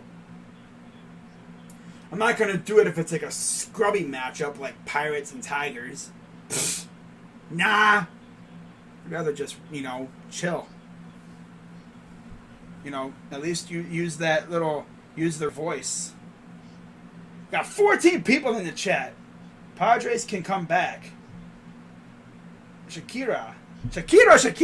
Yeah. Hips don't lie. And neither do I. Ha ha. Yeah, that's a Shakira song. Shakira. Yeah, Padres can come back here. In fact, if it wasn't for Eduardo Escobar, this game would have been tied right now. We got 14 people in the chat, man. Shout out to everybody. I wasn't even sure people were going to come in the chat for this one. But yet, here we are. Loving it. Here's the 1-1 from, this is, I believe, still Stamen. Yep, Stamen is still in there. 1-2 count.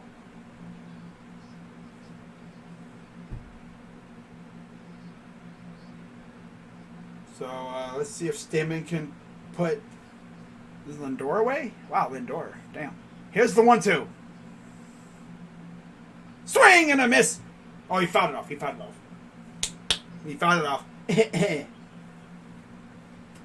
Padres can definitely come back.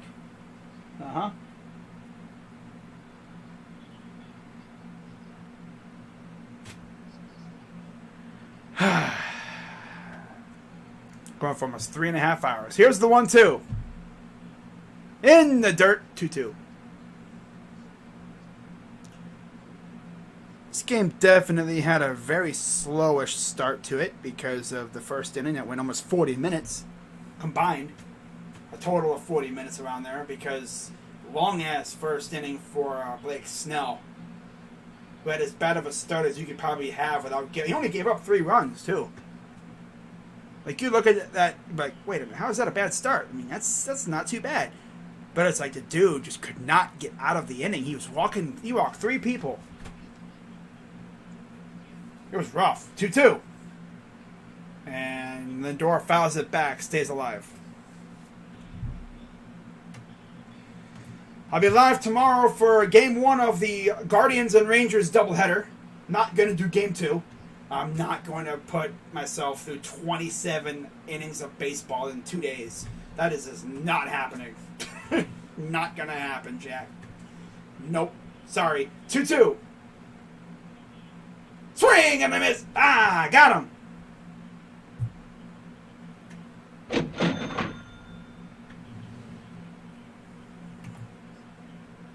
So 1 down here in the top of the 9th.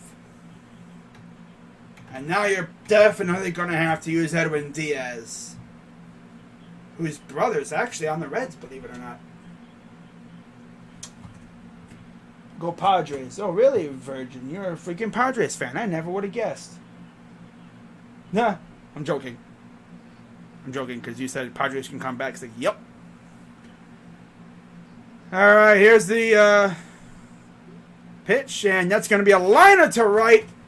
And, yeah, Pete Alonso gets on base. So whoever wanted him to hit a home run, unfortunately, that's not going to happen tonight. But he did get a home run from Eduardo Escobar. If you had Eduardo Escobar and Luke Voigt homering tonight, I'm gonna need them lottery numbers for real. Because I don't think anybody had those guys homering tonight. If you did, you're probably just trolling.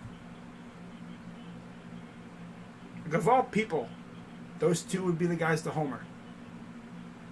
It's like, okay. Alright, so here's Mark Canha. 1 for 3 with a double, a walk, and a run. A run scored. Run around first, 1 out. Here's the pitch. Low ball. Oh, strike. Ooh. Don't know about that, Jack, but okay, buddy. Look at those 4 on the screen, man. You got CC, Yonder, you got Cliff Floyd. Looking like a bunch of bros, man. The boys! Here's the 0-1.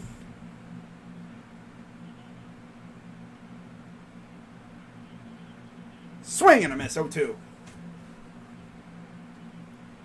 I know those Mets fans in attendance at Petco are pretty happy right now. Padres fans are probably a little disappointed in Blake Snell, but it happens, you know. Can't always have a master class. You got to have a couple of disaster classes here and there. It's just the way it is. You know, it's the way the game is. You're not always going to have a master class. But it's how you come back from a disaster class. Here's the 0-2. Like, Tristan McKenzie, he had a low-key disaster class, kind of. Gave up 5 runs, all pretty much via the dong. But you know what? He still went 7 innings. That's what I like about these pitchers that we have. They're not mental dwarfs or mental midgets. Whereas, like, they don't collapse under, you know, like, oh, you know, I suck. They don't get down on themselves. They don't unravel like Trevor Bauer would. Trust me, he did it a lot with us. Here's the 1-2 in the dirt, and nobody moves. Like, the most famous time, the most infamous, I should say, time when he collapsed or unraveled, literally, was when he yeeted a ball over the center field fence in Kaufman. That essentially led to him getting traded.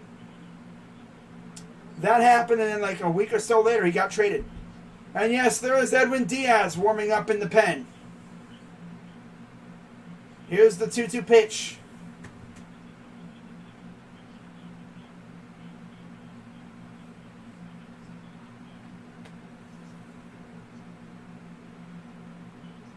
In the dirt, full count. Look at those kids. It is now 10 p.m. out in the Cali area, 1 o'clock on the Eastern time zone. As there's another pitcher, that's Tim Hill warming up for the Padres.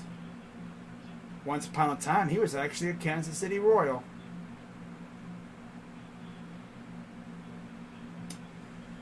So 1 out, full count for Canha.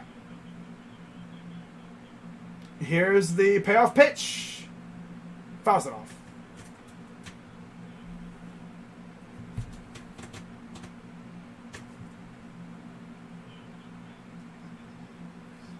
But yeah, it's 1 o'clock out here. Yep. Depending on where you are, it's 1 o'clock out here in the Eastern time zone. It's midnight in the Central. Mountains, it's, I think, 11. 11. And out west, it's 10.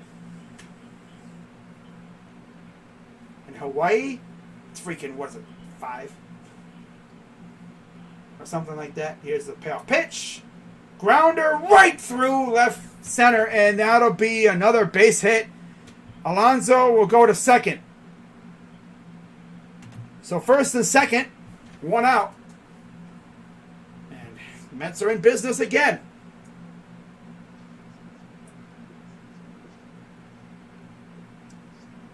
And Bob Melvin's coming out to get his guy.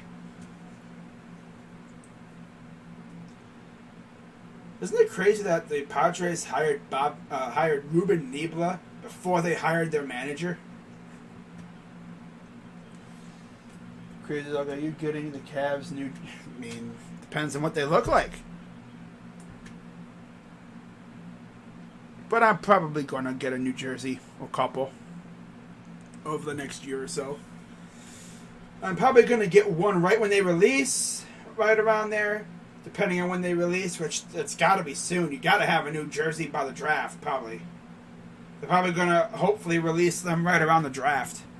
You'd think, because you'd want your new draft pick to have the New Jersey, right?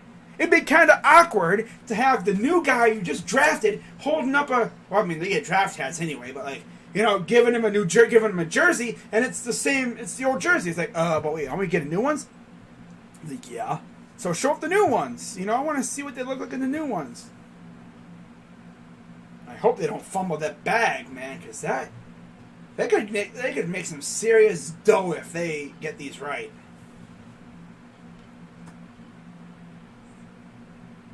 Haven't seen too many concepts or leaks yet.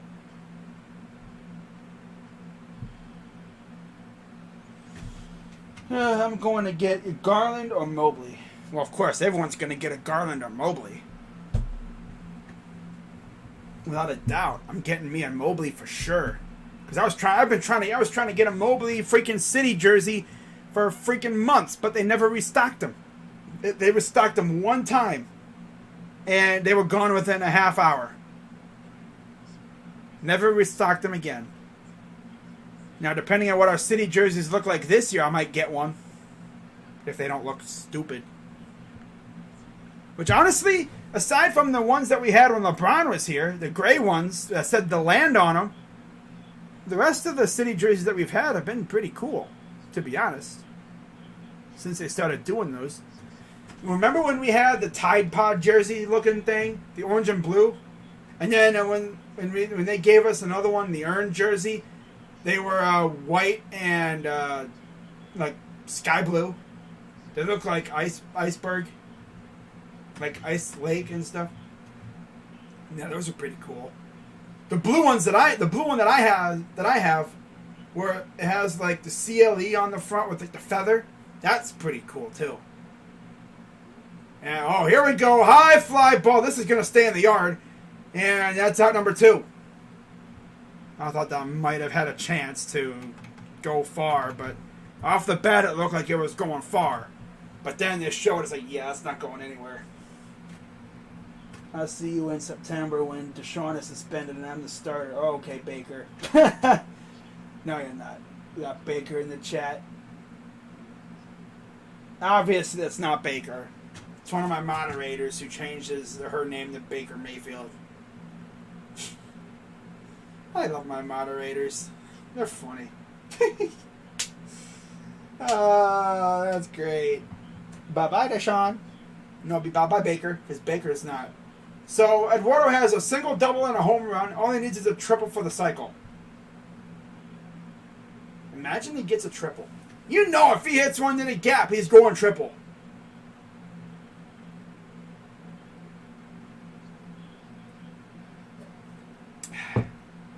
So here we go. 0-2 count, 2 outs, 2 on. Mets trying to add a little bit more insurance to their lead here. Alonso on second, takes his lead. Here's the 0-2. High outside, ball 1.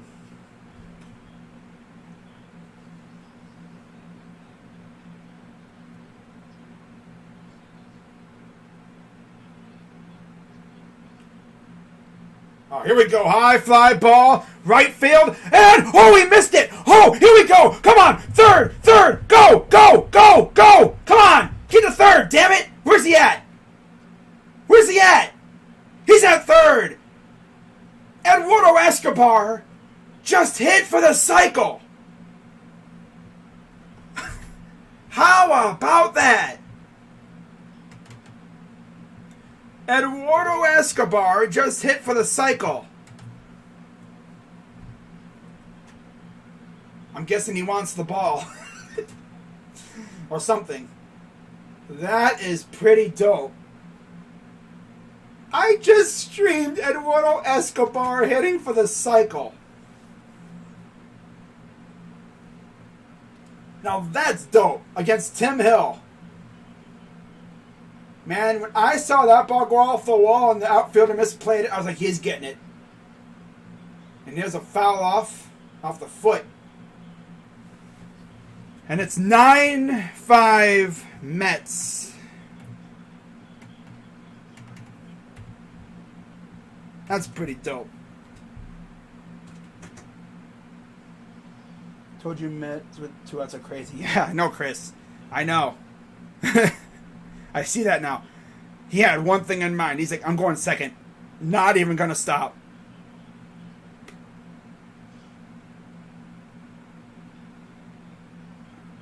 Wow. When he realized he was getting third, he was like, yeah, let's go. Yeah. So there you go. I might have to actually clip that part and put it in the video itself. That's pretty dope. Low ball 1. Thank God my internet behaved for that. That would have ruined the whole vibe. Yeah, the Mets are insane. I might have to rewatch that. And that is a ball. 2-1 count. I might have to clip that. I'm definitely clipping that. Most likely. Reacting to Eduardo Escobar hitting for the cycle. That was crazy.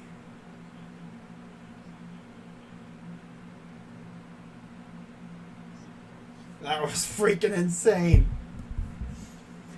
Here's the 2-1. And he'll go to left field, and there's nobody around. That'll score a run.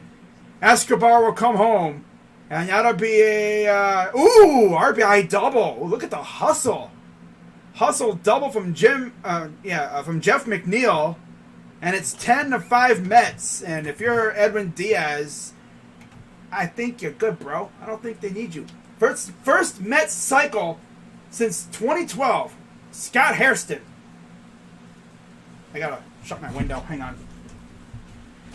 Don't you just love it when it starts raining out after I call a cycle? Let me make sure it's not raining in real quick here. Shut my window a little bit. Oh, it's going to start raining in here really soon, I bet. I'll leave it up in a little bit. There we go. Just enough to let some cool air in here. Yeah, just my luck, guys. I call a freaking cycle. You love to see it. I am definitely clipping that. I am clipping that all day long, and I'm posting it on my channel. Reacting to Eduardo Escobar hitting the Mets' first cycle in 10 years. And there's a liner to right, and that'll be another base hit. Okay, it'll be 11-5. And they have essentially buried the Padres. And let me fix the base runners here. Sorry, guys. So we got a base runner there now. Okay. All right. So 11-5. It's all Mets at this point.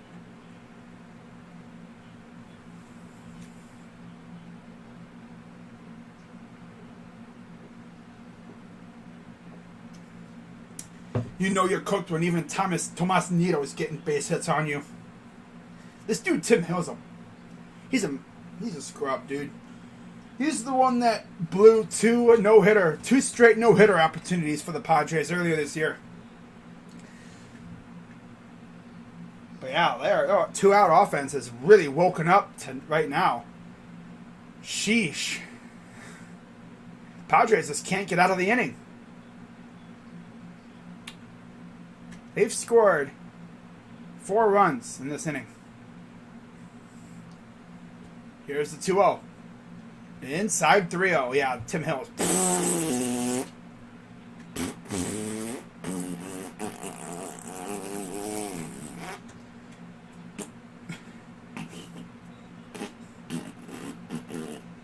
3-0. There's the strike. Good job, Timmy. You found the strike zone. Fine. Fantastic, buddy. Can you do it again? Do it again. Do it again, buddy. Come on, buddy, old pal. Do it again. Come on, you know what to do. Hey, he struck it again. Yay, that's 2 strikes. He might actually be able to get out of the inning. Holy crap, bruh.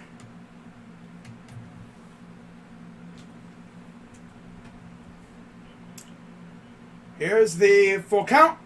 And that's ball 4. Man, I really streamed a dude hitting for the cycle. That's friggin' awesome.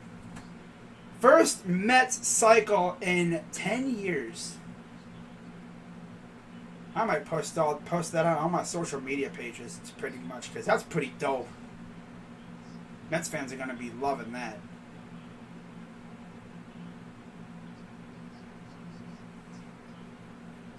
Here's the first pitch to Marte, who that'll ground out, and that'll end the inning. Oh, Starling. Well, we go to the bottom of the 9th. I wonder if they're going to need old Edwin Diaz now.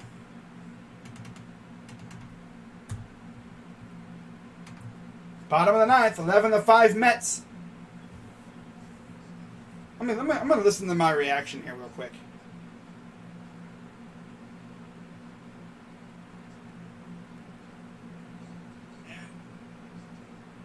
First Mets cycle.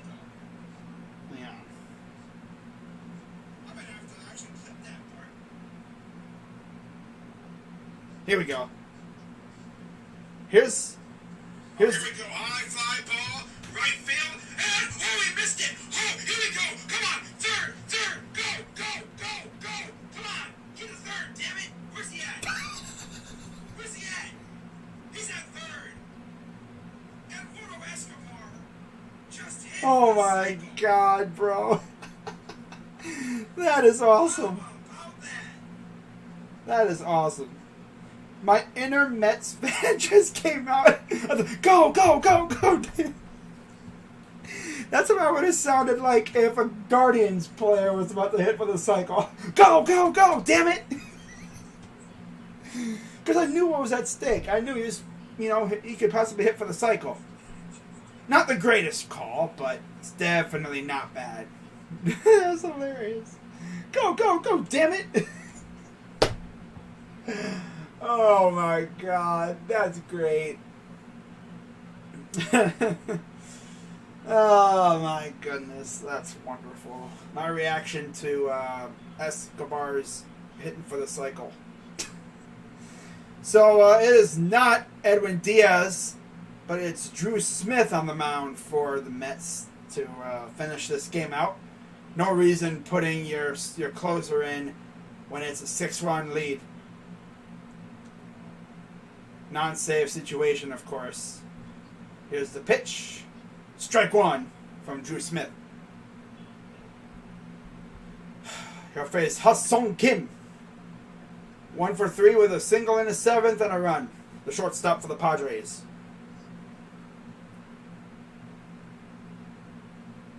Here's the pitch. Outside and high. Ball 1. Man, that is insane.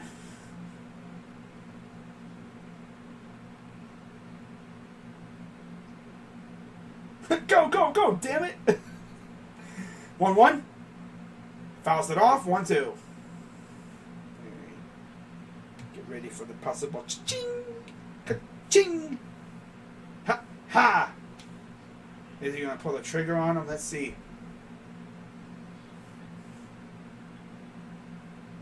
Here's the 1-2 pitch. Outside, ball 2. High and outside.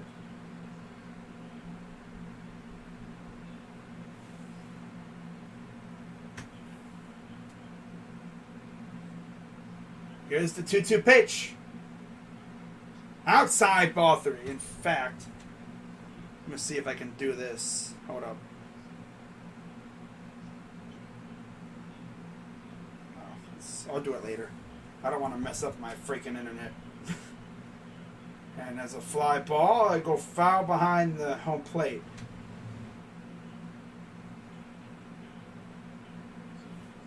I'll do it after the stream, so keep an eye out. I'll probably clip that and put it in a video and stuff. Payoff pitch. Swing and a miss. Ha! Got him. Yup. Ooh, look at that. August 9th, 2005. Ooh, look at that one-handed catch. David Wright. Damn. Barehanded one-hand catch. That's David Wright for you. All right, so one down here in the bottom of the 9th.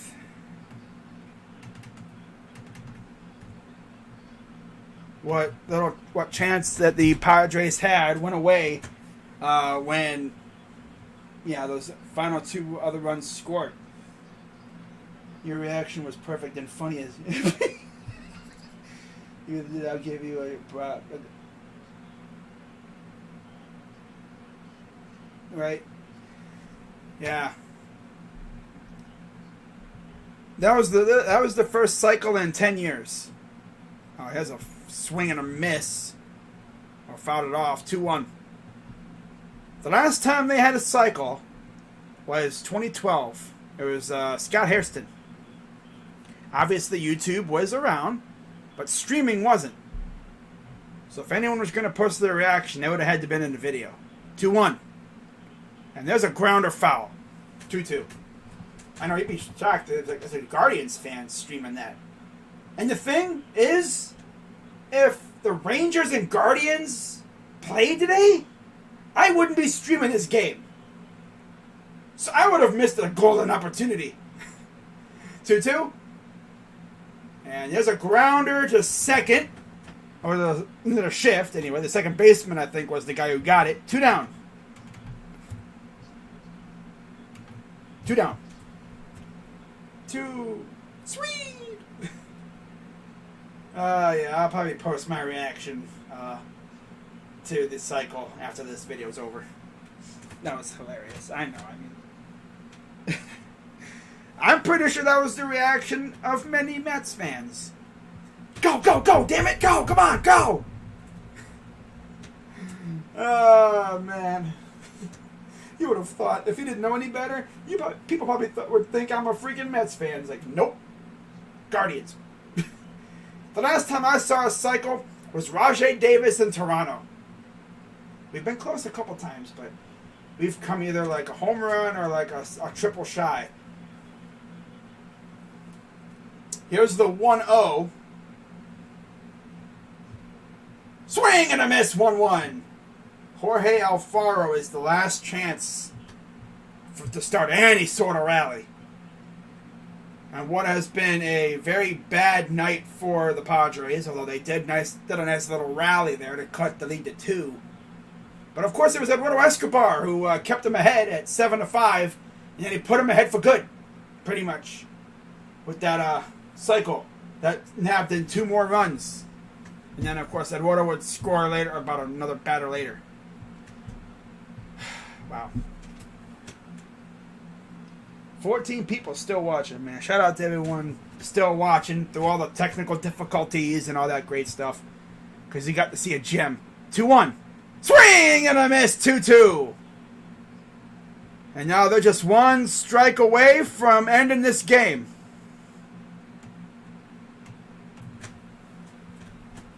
Let's see what Drew Smith comes up with. As all the Mets faithful in attendance get on their feet.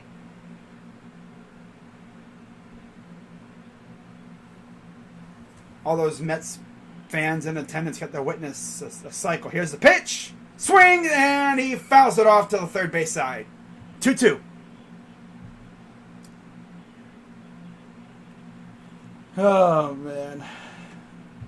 Yeah, ooh, Mel Vargas with the $1, $2. $2! What's up, Chase? But yeah, shout out to Mel for the $1.99. And there's a super sticker, too. It said, vlog. Okay. Here's the 2-2. Swing and a miss. He struck him out.